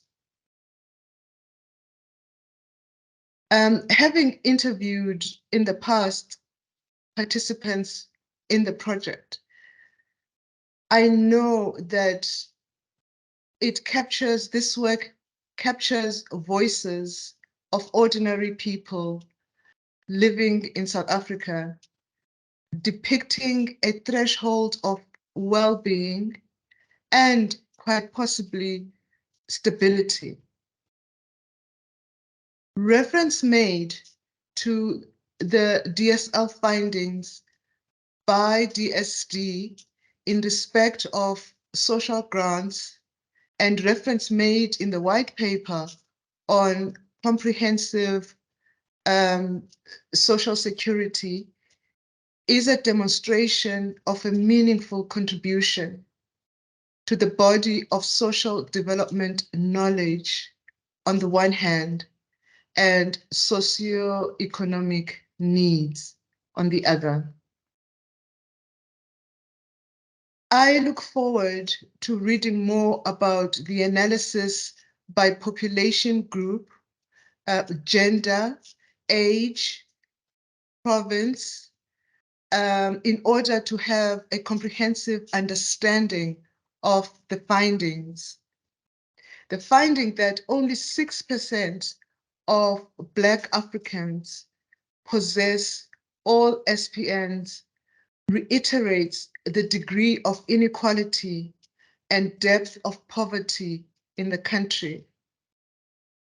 This is also reflected on the correlation on income levels between those who possess all of the SPNs and those who possess only a small number.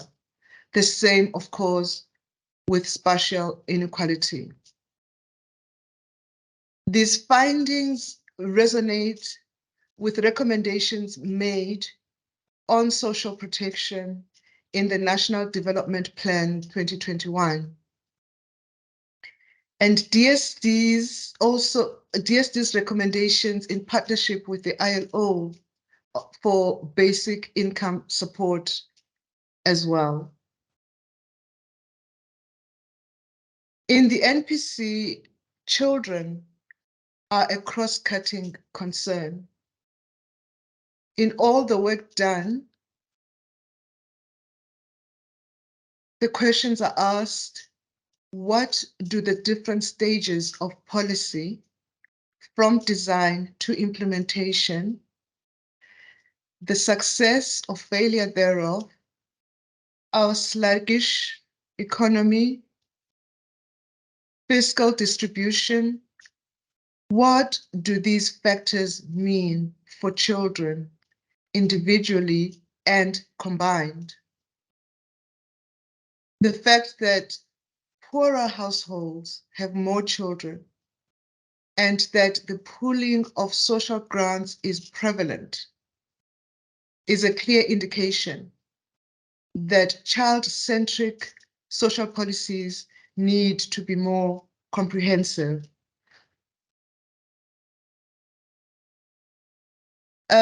The SPNs, shelter, energy, sanitation are some of the social protection elements and, of course, features of the social wage. It is encouraging to have emotional support, emotional and mental well-being explicitly come up from the findings. This contribution, one hopes, will take forward more frequent cognizance of mental health in the country, which lags behind physical concerns. We also look forward to further work on gender-related concerns, in particular, the responsibility and burden of unpaid childcare for low-income mothers. I am deeply concerned about the limited applicability of some of the UN Women recommendations on unpaid childcare, not because they are inherently wrong, but because of the nature of fiscal distribution in the country and the structure of some of the labor market activity. So I really look forward to working or engaging with UN Women and DSD on unpaid childcare. Also look forward to engagement with UNICEF, SPI, and SASPRI, especially as the EQL workstream, which is the Enhancing Quality of Life workstream within the National Planning Commission. On the whole, the work of the NPC works towards steering government departments to meet the recommendations made in the NDP. And these DSL findings contribute to the existing body of knowledge.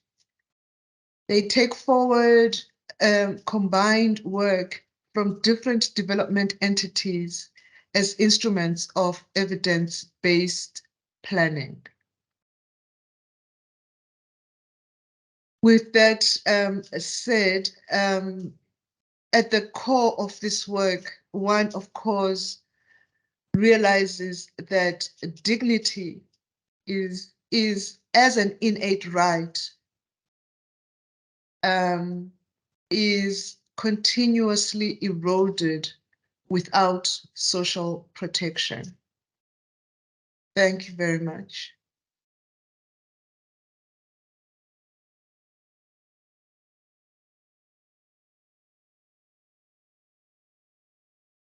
Thank you so much, Commissioner.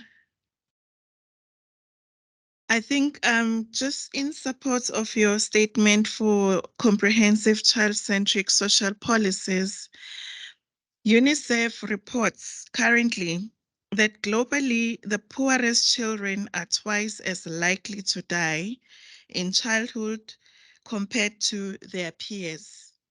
This is a picture that we don't want to see. We cannot be talking a decent standard of living and allowing an environment that will yield a totally opposite result to thrive. So the need for further discussions, further collaborations, as elaborated by Commissioner, is welcomed, and I'm sure will be taken forward. The need not just with the UN agencies, but for all of us as partners in the room, we need to find out what is it that we can contribute towards this journey, and we need to act on it. And based on those short words, I am just going to ask that we break for 10 minutes. They have refreshed the tea outside and put new nice things to entertain our mouth. I plead that we are back in the room for 10 minutes. Colleagues online, we will be meeting again in exactly, I don't see the 12:10. Thank you very much.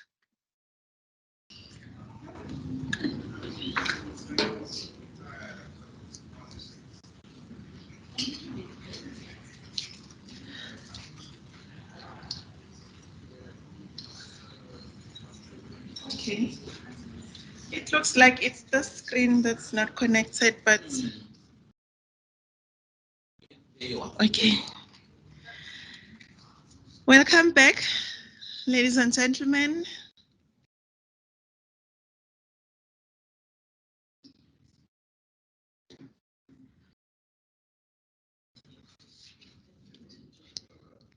I hope we haven't lost colleagues online. We are back.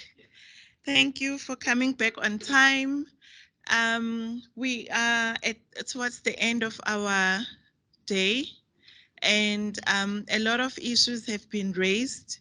A lot of implications have been highlighted in terms of the policy work that needs to be done and its implementation.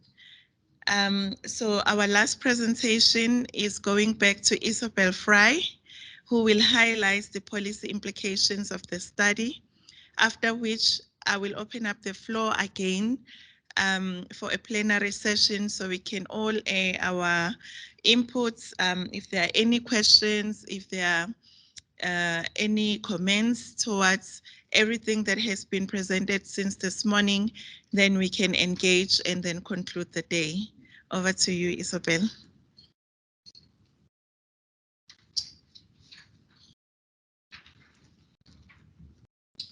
Thank you, Tobile.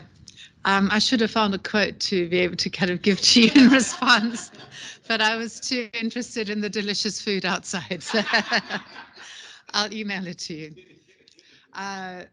So I also want to thank the online people. When I started that sentence, they were 19, now they're 18. So I'm not going to look any longer. But I always think that people who are online and who don't benefit from the great refreshment are to be respected. So I give you respect. Thank you very much to participants. It's been quite an intense day. And you also had a rejigging of the program, which was done very smoothly. Tobile, your presentation and emceeing is really amazing. Nothing phases you. You're on my team. For me, this is one of the most exciting sessions of the day, and that's looking at the policy implications. I know that there are policy people in the room, like Mastura, just to mention names, and Maureen is going to be coming back as well. The UN partners have also been engaging with the policy implications and will continue to do so going forward. For me, this is both a question of application, but also identification of desired future areas of work for future policy deliberations. I don't have that many slides. I don't know if it is 5, but I would hope that this presentation is really an ability to frame some broader questions. You were promised an engagement, and then there was this shocked silence, and then the minister came on board.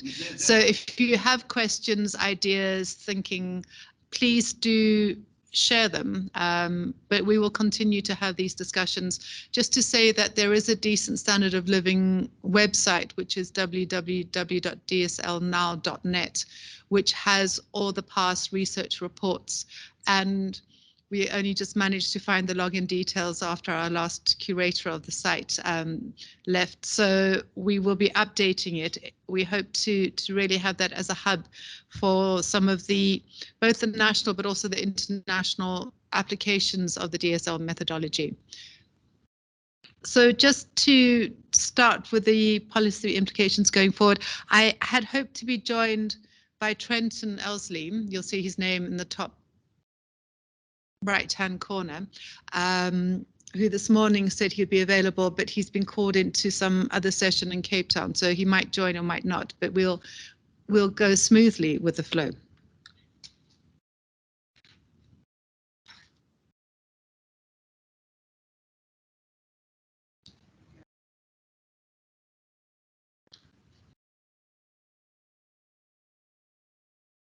Right. So just in summation, and do we have hard copies of the research report? They're in the bags. Yes. Great. So the report is in the bag. This is really quite a subjective highlighting by me of what for me stood out. But in short, this study is presented, firstly, as people have said, it's a democratic view of what constitutes a decent standard of living in South Africa.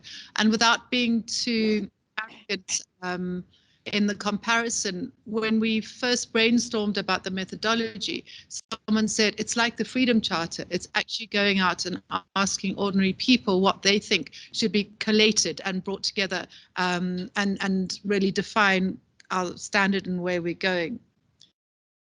The other point is that it's an aggregated analysis of which groups have access to that standard. And I think Helen's presentation really showed the shocking discrepancy of who has and who doesn't have access. This third point is something which is fascinating, again, as a policy researcher and sometimes activist, which is that it analyzes the modes of acquisition and the respective roles of the state, the private sector, and self-acquisition in our mixed economy. So Mr. and I were talking before this, before the gathering, about the welfare state. We've both done studies about the welfare state, the height of the idea that the state is the correct hub of provision.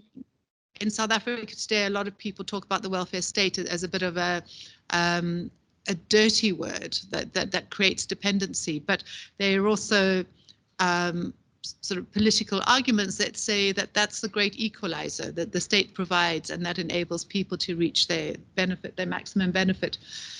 In the report, in taking access to someone to care for you when you are feeling ill, it was a great example which shows that if you are middle class and have access to medical aid, you can get in a care provider.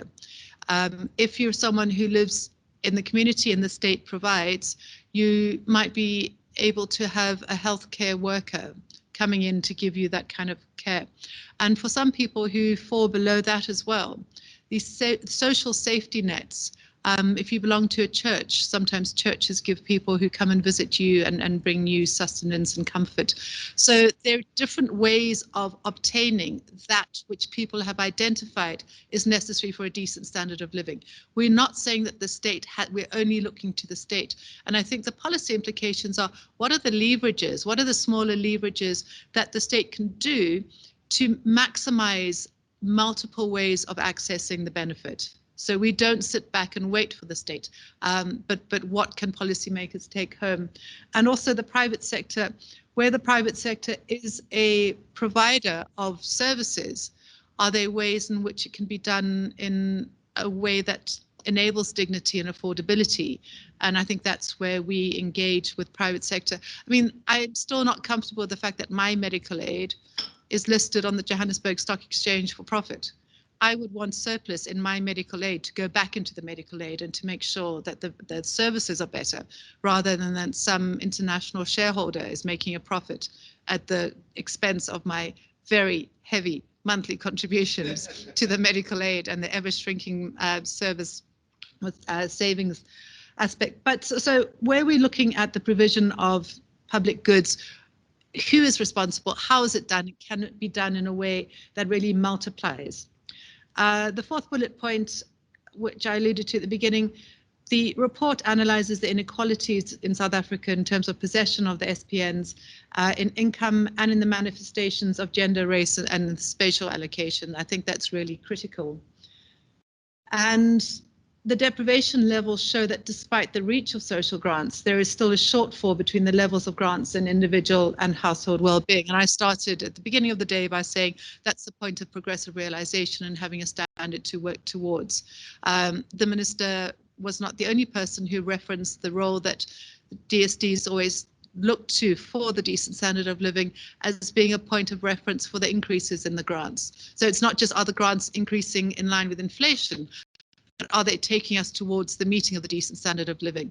And DSD, again, applauding you for being the one-line department that has consistently insisted on having an external reference point for that.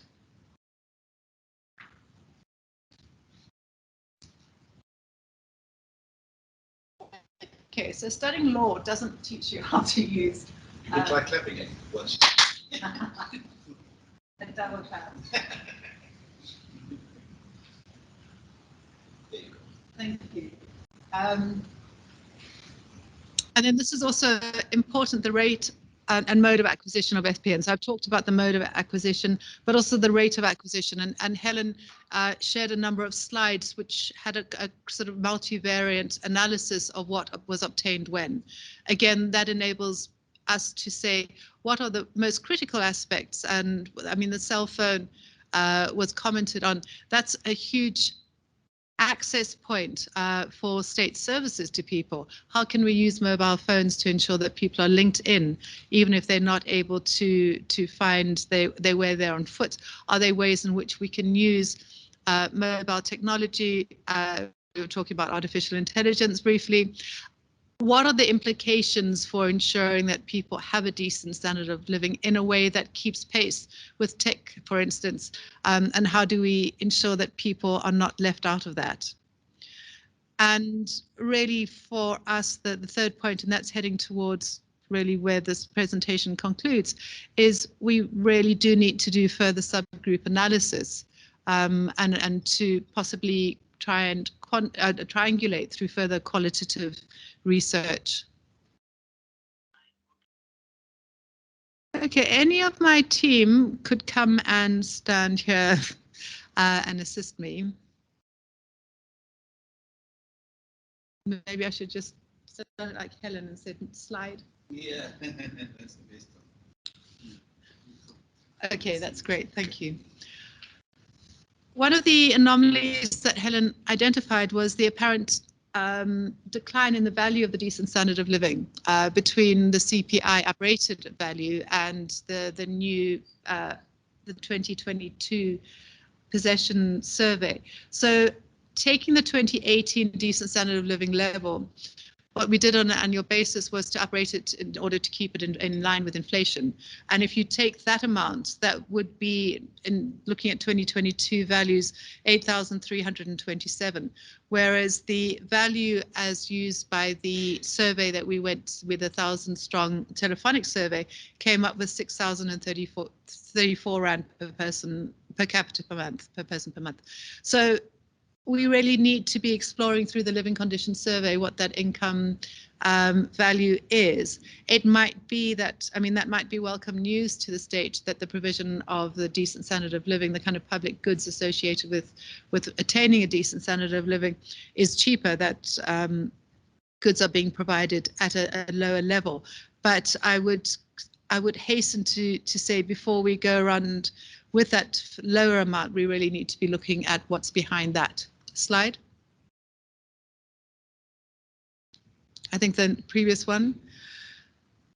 So second last slide is the research report really looks at the status of well-being in South Africa, the levels of inequalities and the levels of multiple deprivations and poverty. Social grants assist poor households, but they can't cover and value are not enough to break poverty, as I said at the beginning, rather managing it. And that's where the minister alluded to this. I can't be accused of throwing in something which is not on today's menu.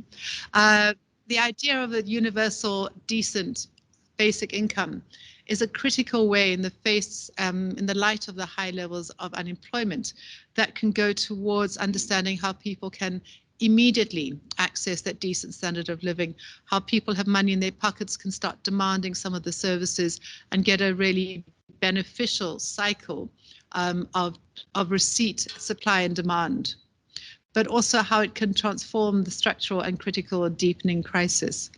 As the report concludes, where the country has such critical levels of structural unemployment and exclusion from mainstream economic activity, the scales of interventions need to meet and beat the size of the crisis. So one of the arguments that we've been putting forward on our other research on the universal basic income is that this should not just be small amounts, that we're actually looking to shock the economy.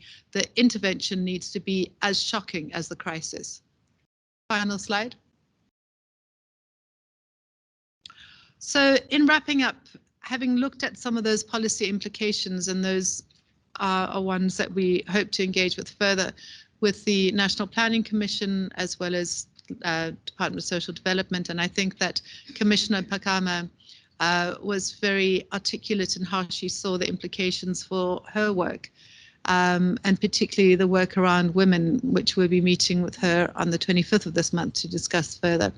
We do need to do subgroup analyses of women and children specific SPNs, as well as the patterns of possessions and the pathways to easing access. The report says specifically that child-specific anti-poverty policies are shared at a household and intra-household level. So by focusing on the needs of the children, it means that there is spillover to people beyond children in the households and communities.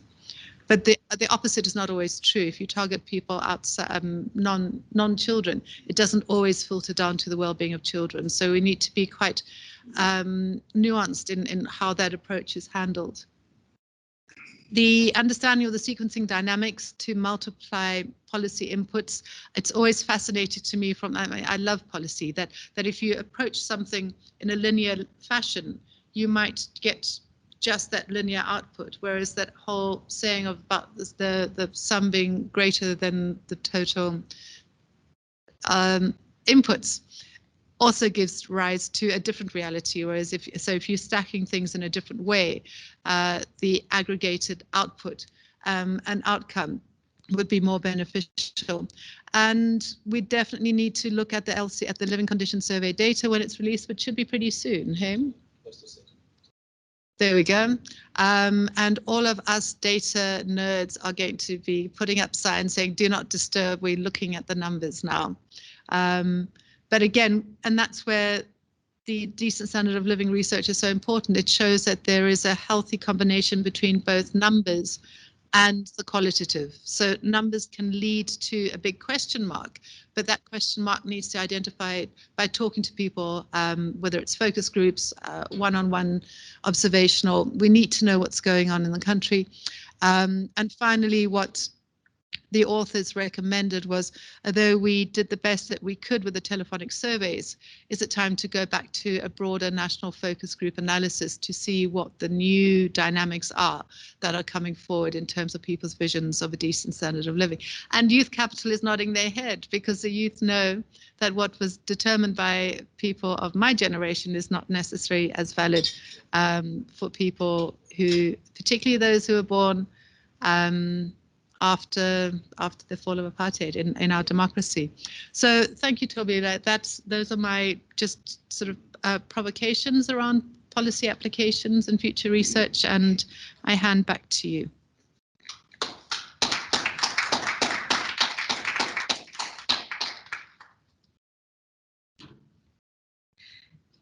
Thank you, Isabel, for that snapshot on the policy implications. We are really at the end of our program in terms of the presentations, and I would like to open the floor once more for engagements. Online colleagues. Can I ask you to invite Trenton he is there, just to share some of, so he was one of the original authors and going back to 2010, those first roundtables. No problem. Trenton, the floor is yours. Testing, testing. 1, 2, 3. Do you read me? Yes. Fantastic. Thank you for the opportunity. Warm greetings to everyone. I'll be brief. I think the new living conditions survey is immensely exciting, and I think will make for more robust findings, and I think it also makes more nuanced inquiry into, for instance, gender dynamics and the lives of children in South Africa. It gives us avenues into that kind of sub-analysis, which is tremendously exciting. Zooming out a bit, though, I don't want to get lost in the methodological weeds of it all.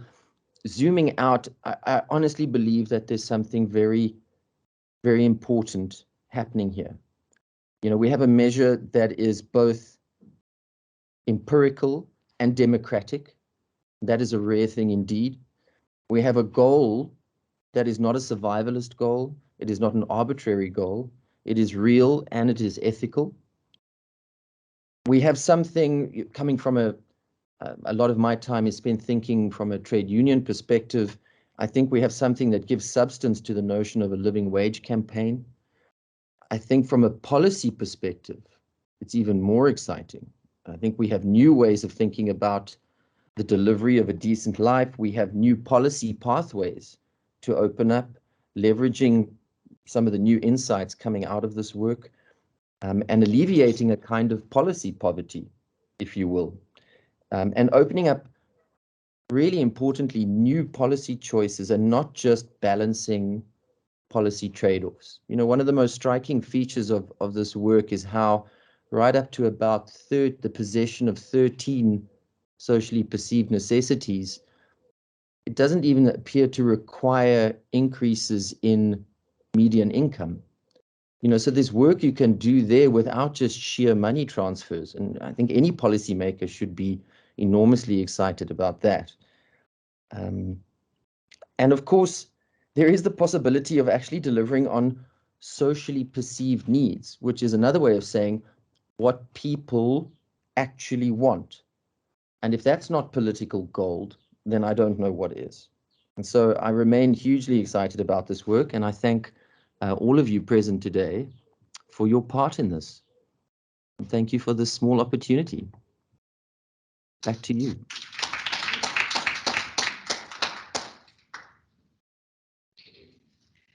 Thank you so much, Trenton. That was really short and sweet and to the point.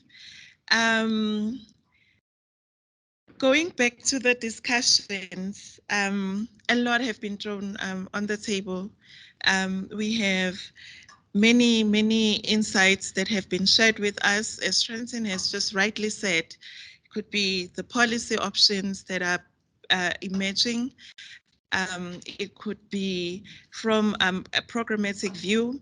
It could be from any angle, really, where we need to make sure that this movement, I will call it a movement because it's not a program. It's not something that needs to die. It's something that will go on and on until we reach our destination. The picture globally is not looking so good. According to the UN stats, by 2030, which we have set for ourselves, even as South Africa, that we would have eliminated poverty and inequality.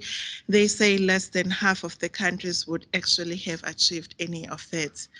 So it's a long journey ahead. And with those words, I'd like to open the floor to both our online as well as our colleagues in the room. Any takers? Mastura? Okay.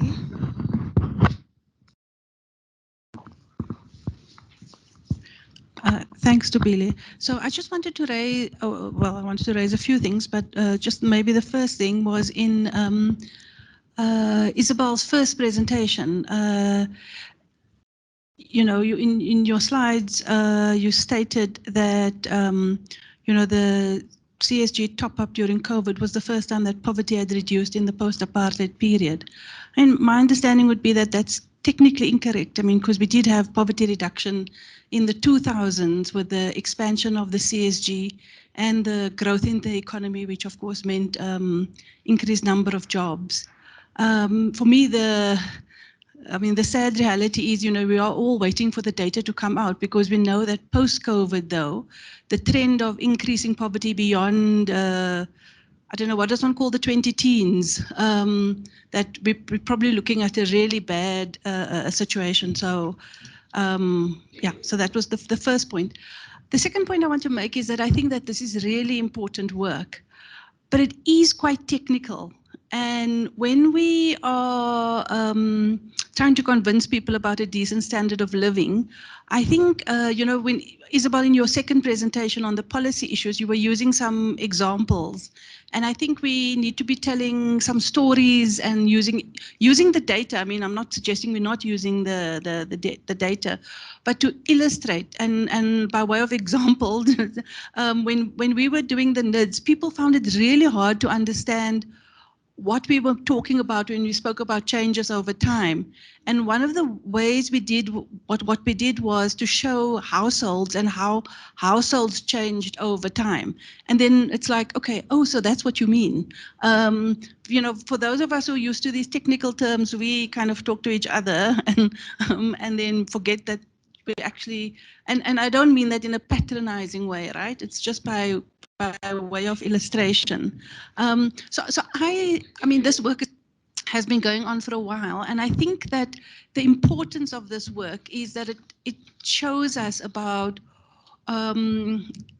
aspirationally, in a way, where we should go. And I mean, it's not as if this level is very high, because often I'm afraid to say that still in government circles, we have this view of the grants, you know, building dependency. And I mean, I was in a meeting yesterday and you know, luckily it's in Teams meeting, because you just roll your eyes, where someone was wanting to, well, if we're going to increase the SRD, maybe we should get someone to clean up the townships.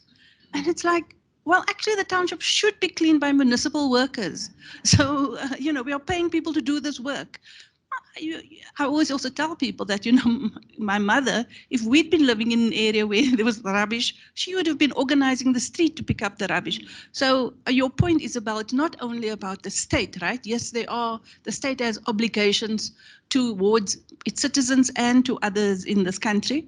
But I do think that there's also this, you know, agency, of course. I wanted to speak to your other point that you raised, Isabel, about what can the state do to maximize access? And in March this year, I went on a site visit with Professor Julian May, who is, of course, one of our commissioners, and he focuses on nutrition. It was in Toosrivier in the Western Cape.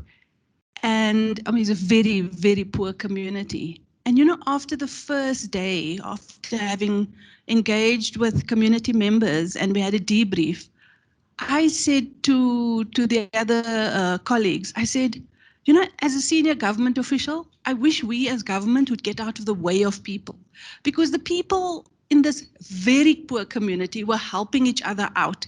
And all they could tell us was about the obstacles in their way. That, you know, I took a taxi to Cape Town for 1,500 Rand. I was trying to apply for this. And you just think, really? Poor people having to do all of this. So I think your point there is a very good one, that access is a real challenge for very poor people. And again, your point about the cell phone is an important one, and others have made this. But then we must also try to mitigate that we don't exclude people, as we have seen with the SRD, right? We've largely excluded rural people, older people, and we all know that, it's poor women in the former Bantustans who are the poorest in this country. So I think an important piece of work, and I think in our communication, just to be a bit more creative, I suppose. Thanks. Just following up from Mastura, and Mastura, you've actually given us an idea now. So Isabel, when the living condition survey becomes available and you recalibrate your analyses, if necessary, we would probably want to talk to you about the possibility of a child-friendly version. We keep on talking about child-friendly versions, but we don't do it. Maybe Isabel, I just want to ask you to reflect on this median per capita income.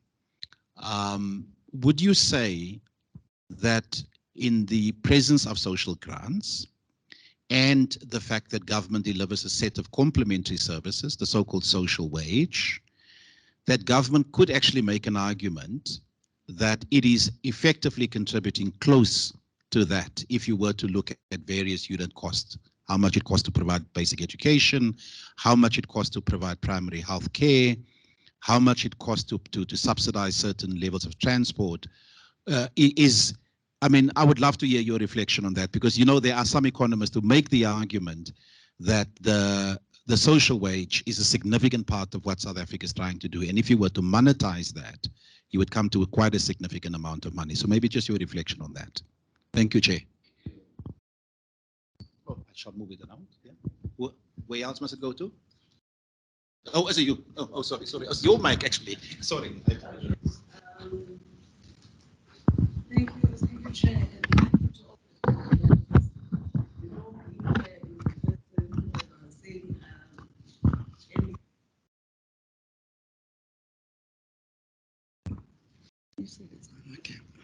Okay, thank you, Chair.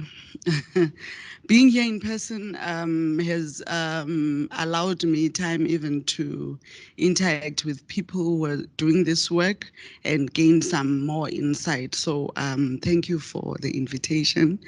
And looking at the list of the items or the SPNs as reflected, I was interested in the one that speaks to parents and other carers to be able to buy complete school uniform for children without hardship. Looking at that vis-a-vis what you were talking about, making child-specific SPNs.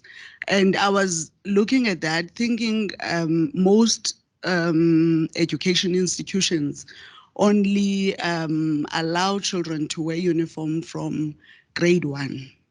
So for me, as I was looking through all the SPNs, I was trying to find one that speaks to 0 to 6 learner or children, and I couldn't find one pertaining to education and access to education. So I was thinking of, is there a way of adding these SPNs, or is there a way that we could consider that? Because as I look at this, it still excludes the 0 to 6 population as it were. And also, I think I appreciate all the presentations that were done, and I couldn't go through everything that I was noting as we were proceeding, but I have discussed some of the items with people who are doing this work, and thank you so much.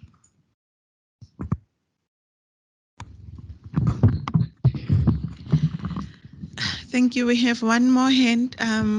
Okay, 2 more hands, and then I will allow for responses before we take another round of questions. Hasha. Hi, thank you. Thank you so much. So I just want to echo in the previous, I forget the name, who actually said this methodology combined empirical and democratic. It was so nicely put like that. I want to also say that, you know, in terms of what SPI's products are, in terms of UNICEF's products and CESPRI, combined here, you can see the powerful approach to this very much needed work. My attraction to this was the social part. And when you talked about, you know, the approach and all of that, it was really very much what is needed to complement what we don't have in the narratives. So I think that, you know, when the summary was given that it was looking at commodities in terms of possession, the social wage, something was silent, which was the networks. And in terms of the networks, and I think this is where the strength and the resilience of communities lie. I was hoping that there was a little bit more on the analysis of the networks. In the analysis, there was a lot more focus on individuals and individual possession, but not how you become more resourceful in sharing what you don't have with your neighbors.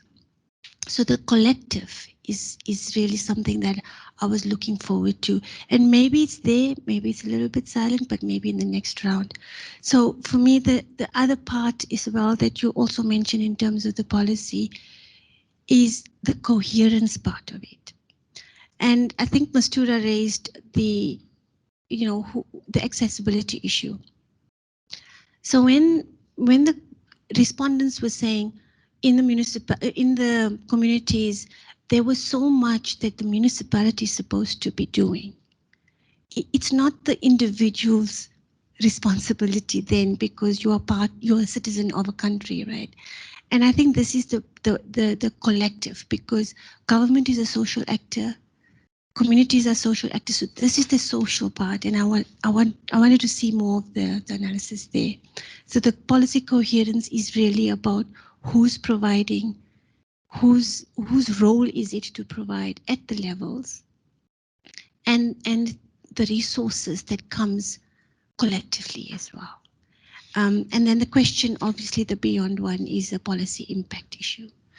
So a good methodology with data like this, and do we have a trend coming forward? Do we have a next slice in time coming forward so that at least we can have some kind of comparators? Thank you.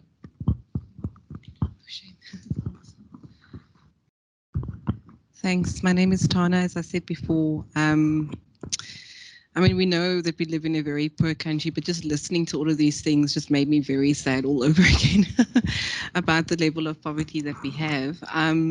I'm not a social policy expert, but I was thinking about what Isabel Fry was saying about, you know, what can we all be doing about this? And I was thinking about, you know, my former life in healthcare and medicine.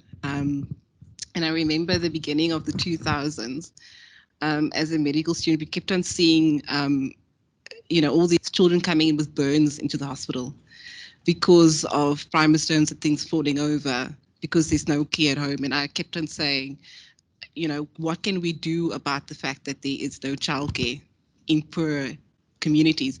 And everybody just laughed at that and said, well, that's not your responsibility. You know, you need to fix those burns. And I found that highly problematic. And the reason why I'm mentioning this example is because I feel like there needs to be much more intersectoral collaboration on these things. It shouldn't just be about DSD. In fact, these 22 indicators should be taught to medical students, to education students, to whoever is got an interest in this. This gives you a framework to ask questions of patients, for example. It allows you it gives you evidence or motivation to say, these are the things that we've identified as important and baseline. Instead of just saying, well, you know, patients are poor and there's nothing that can be done. It's like, okay, but these are the 22 things that we can all kind of work towards. We're supposed to have, for example, boards, clinic boards. At clinic, each clinic needs to be a board that is represented from the community and other interested parties. What if each clinic board had these 22 indicators to say, okay, in our community that feeds into this clinic, our patients are having ill health because of these things. How do we set up some sort of project around that, for example? So what are the in different departments, I'm just using health because that's what I know.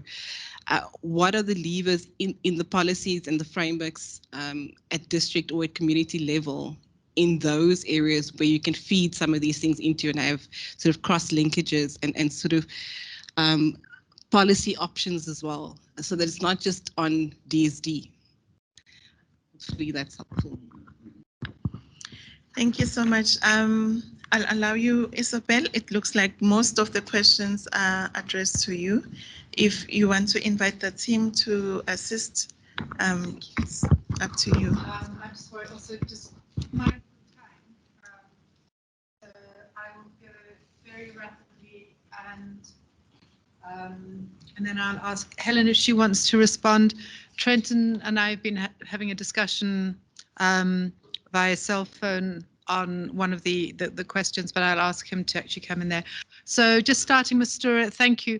The citation I had of the reduction in poverty actually came from the NIDS CRAM, and I'll go back to that. I think it was time specific in terms of its application, but I hear what you're saying and just being more precise with my attributions, but it definitely had a very big impact on the reduction of poverty. I think the telling of stories is really important, and in fact, in the early media work that we did around the 2018 report, Trenton wrote up a scenario, a story of a child starting off on their Sunday, just their day going to church, and included in that story each of the SPNs in a really beautiful way, because it then enabled you to step back and go, but that's not asking so much.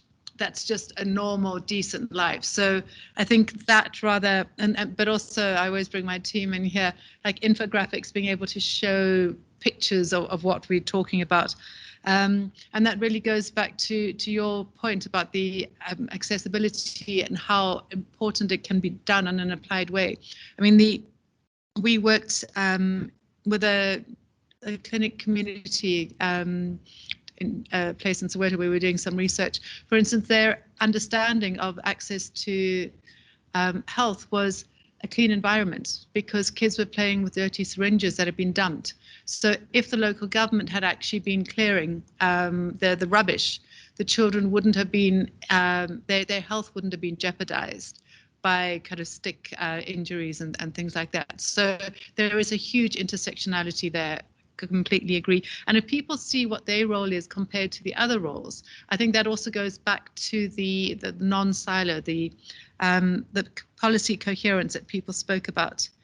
The point about agency, absolutely. And it's a tricky thing here. So Mr. said her mum would have been organizing people. I can just see that. But it's also, it's where people take agency and responsibility, but you also don't take the responsibility off the shoulders of government. And those two messages have been coming through from people's contributions.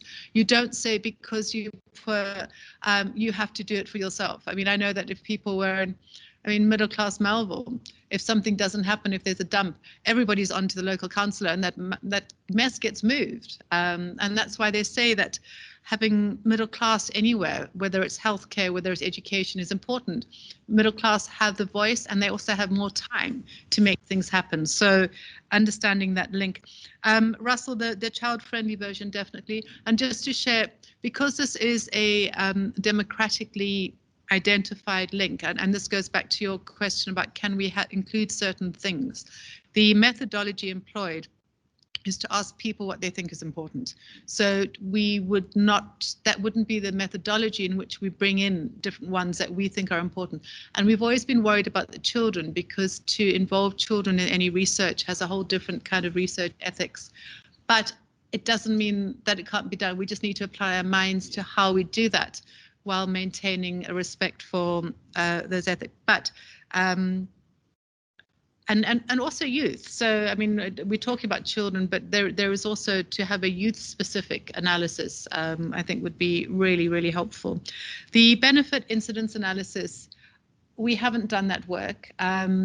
Again, it's a complex question because, for instance, take education. If there was a high quality of state-provided education, households would not spend on private or on Model C, and so there would be greater income within that household. So it's a question again of testing what you're looking at and your analysis. But I know that Neva Machetla, when she was doing some work with the Planning Commission, really at the beginning of the ND of the plan, the question was, can the state increase the value of the benefit of the social wage to such an extent that it compensates for low wages or no wages? So can people be better off just by state delivery? So, I mean, there is some work that's gone into that. And I was like, no, you can't say employers have to pay less because of the state delivery. It's just like, it's sort of tricky to look at where you're going. Complementing the narrative, the individual and the collective, I think that's also an interesting point, and I'm not sure, and maybe Helen can speak to this, whether she saw a difference in how people answered, because this was an individual telephone survey as opposed to the historic ones which had been focus group oriented. And if we go back to community to focus groups, whether that would compensate to an extent. I will ask Helen to come in there. The social part of it definitely, and yeah, I think that's all from me. There have been some which I haven't answered, but they will be addressed in our future thinking around that. Helen, can I ask you if you would like, I hope you're still around, not getting a cup of tea, and if there is anything on the questions that you'd like to come in on, and then I'll ask Trenton to wrap up. Thanks, Isabel. I think where I'd particularly like to come in is on the child-focused work. So I was actually involved in work back in 2009 where we, various different elements, it was a project with the Department for Social Development, and we undertook focus groups with children to get their views on an acceptable standard of living for children. So that was done through large focus group works, and then large focus groups, and then also with some smaller sort of smaller group interviews to really dig down on what we'd found out in the large focus groups. Also, as part of that project on child poverty, a module was included in the South African Social Attitude Survey in 2007, which included specifically child items. So the same processes had been done with the 2006 survey, but just with a set of child items. So that research has been done in the past. It hasn't been updated since, and it's, you know, it would be great if we could revisit that work and bring that up to date as well. The original focus groups with that underpin the DSL measure were quite general, and from that, so they weren't particularly child focused. I mean, children did come into those focus group discussions, and you know, things that were important for children, but into that, so in the original survey there was a list of 50 items, and these were just, you cannot obviously include everything that you would like to include, but these were just indicators of an acceptable standard of living. And I think there were 5 child-related items in that original list of 50. I think 4 of those were part of the 34 SPNs that were defined as essential by 50% or more of respondents, and those have actually gone into, those 34 items have gone into the new living conditions survey that will be out soon. So there's there's limited child analysis that can be done with the items that are currently included. But I think there are areas to look at for future research about how to bring children into this methodology. Thank you.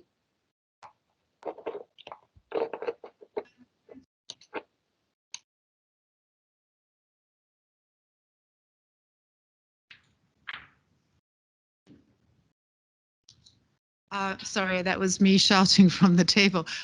Trenton, would you come in just on your reflections, both on the narratives, but also I think the question of the social wage allocations and valuing, and anything else that you'd like to say as a final? Thanks so much.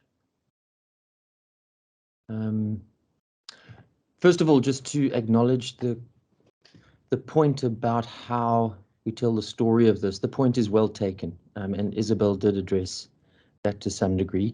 The second one is I just want to touch on something that came from the floor. How I understood it, it was about where are the networks in this, and I understood it to mean social networks and what role they play in acquiring a decent life.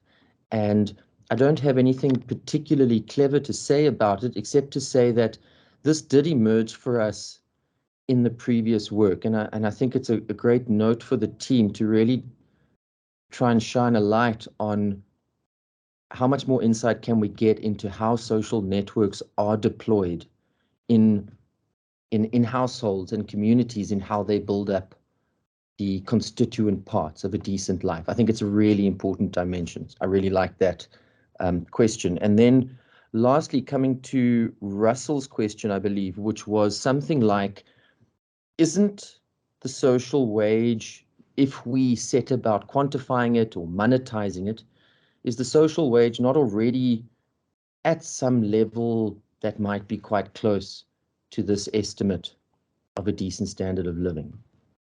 This is a great question. The way I would answer it, and I would invite Helen to have a second bite at the cherry if she so wishes, but so the decent standard of living measures possession of socially perceived necessities. And then it looks at the incomes that are associated with households possessing a certain number of those necessities. And so, as I understand it, the social wage is in fact factored in to that estimation. Now, I must point out that it's the incomes associated with possession. It is not the cost of acquiring different parts of a decent life. And that's an important distinction. And I do think that full possession of all the SPNs, in other words, living a decent life, might be possible at a level that is lower than our median per capita estimate.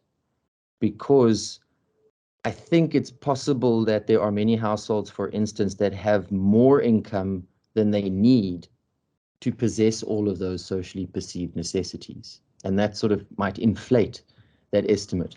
Of course, on the other side, it may be that very poor households are being incredibly innovative, creative, and deploying social networks, for instance, to acquire certain elements of a decent life. And then I guess that might be artificially lowering the estimate. And where that balance comes out, I'm not quite sure. But in short, I think the social wage, in a way, is factored into this estimate. It doesn't stand separately.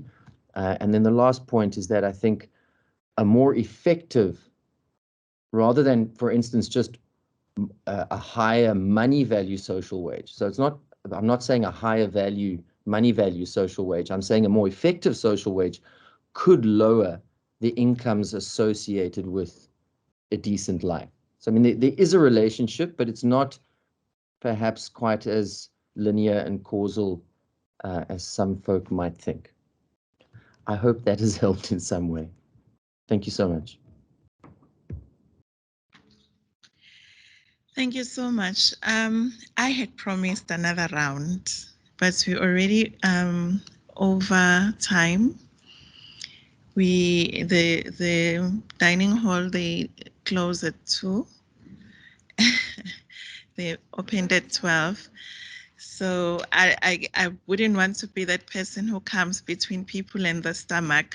Apparently, you become a permanent enemy.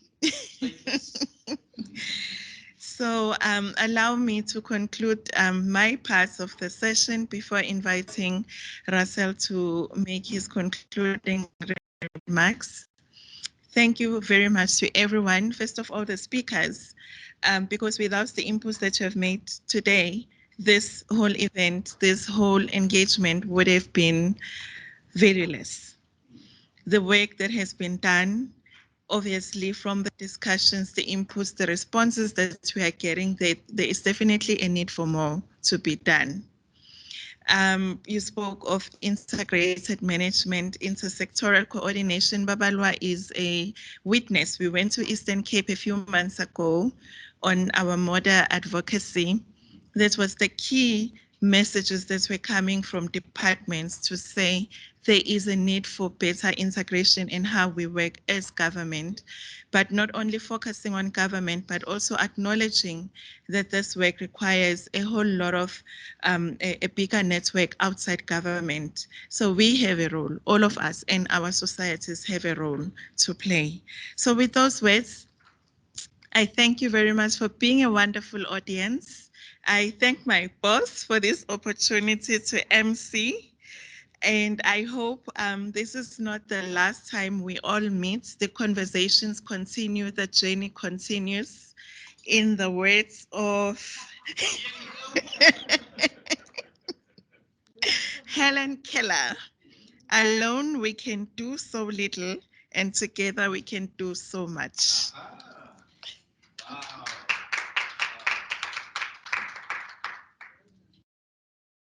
Big round of applause to our rock star MC. Definitely brilliant, brilliant, Tobile. Before Tobile came into social policy, I think there was a bit of a gap. She filled that gap. Jacqueline will know what I'm talking about. So we're particularly proud of the work that she does and how she moves mountains, basically. After all the pontification, I'm not going to say much. I'm just going to say two things, just two things. Networks are important. It's nice to see DSD, UN Women, UNICEF, and just about everybody else involved in these discussions. It is fantastic. We must maintain the networks, maintain the fellowship. It is unbelievably important. Second word, this multidimensional poverty means the end of summary measures. You cannot summarize the life of a human being in one measure. You have to have multiple measures. Just as we say, you can't cut a child up into different parts. I was asked that question in Parliament. So, Mr. Wilderman, we hear UNICEF, but what should we really do for children? And I leaned over to my boss and I said, please, you answer that question. I'm not going to cut the child up today because a child is a holistic human being, etc., etc. That's all I wanted to say, but I need to say thank you. Tobile, you've been amazing, wonderful support. Isabel, towering presence, social policy activist, lawyer, mother, so many different things. You make us proud. Well done. Let's continue our partnership. We're going to work together next year. Of course, if I'm still in South Africa. But we shall talk, we shall talk. Your team, wonderful. And then, of course, the audience, you folks rock. Honestly, the questions, the quality, and most importantly, we're going to go for lunch now. Please enjoy yourselves and thank you so much. Thank you.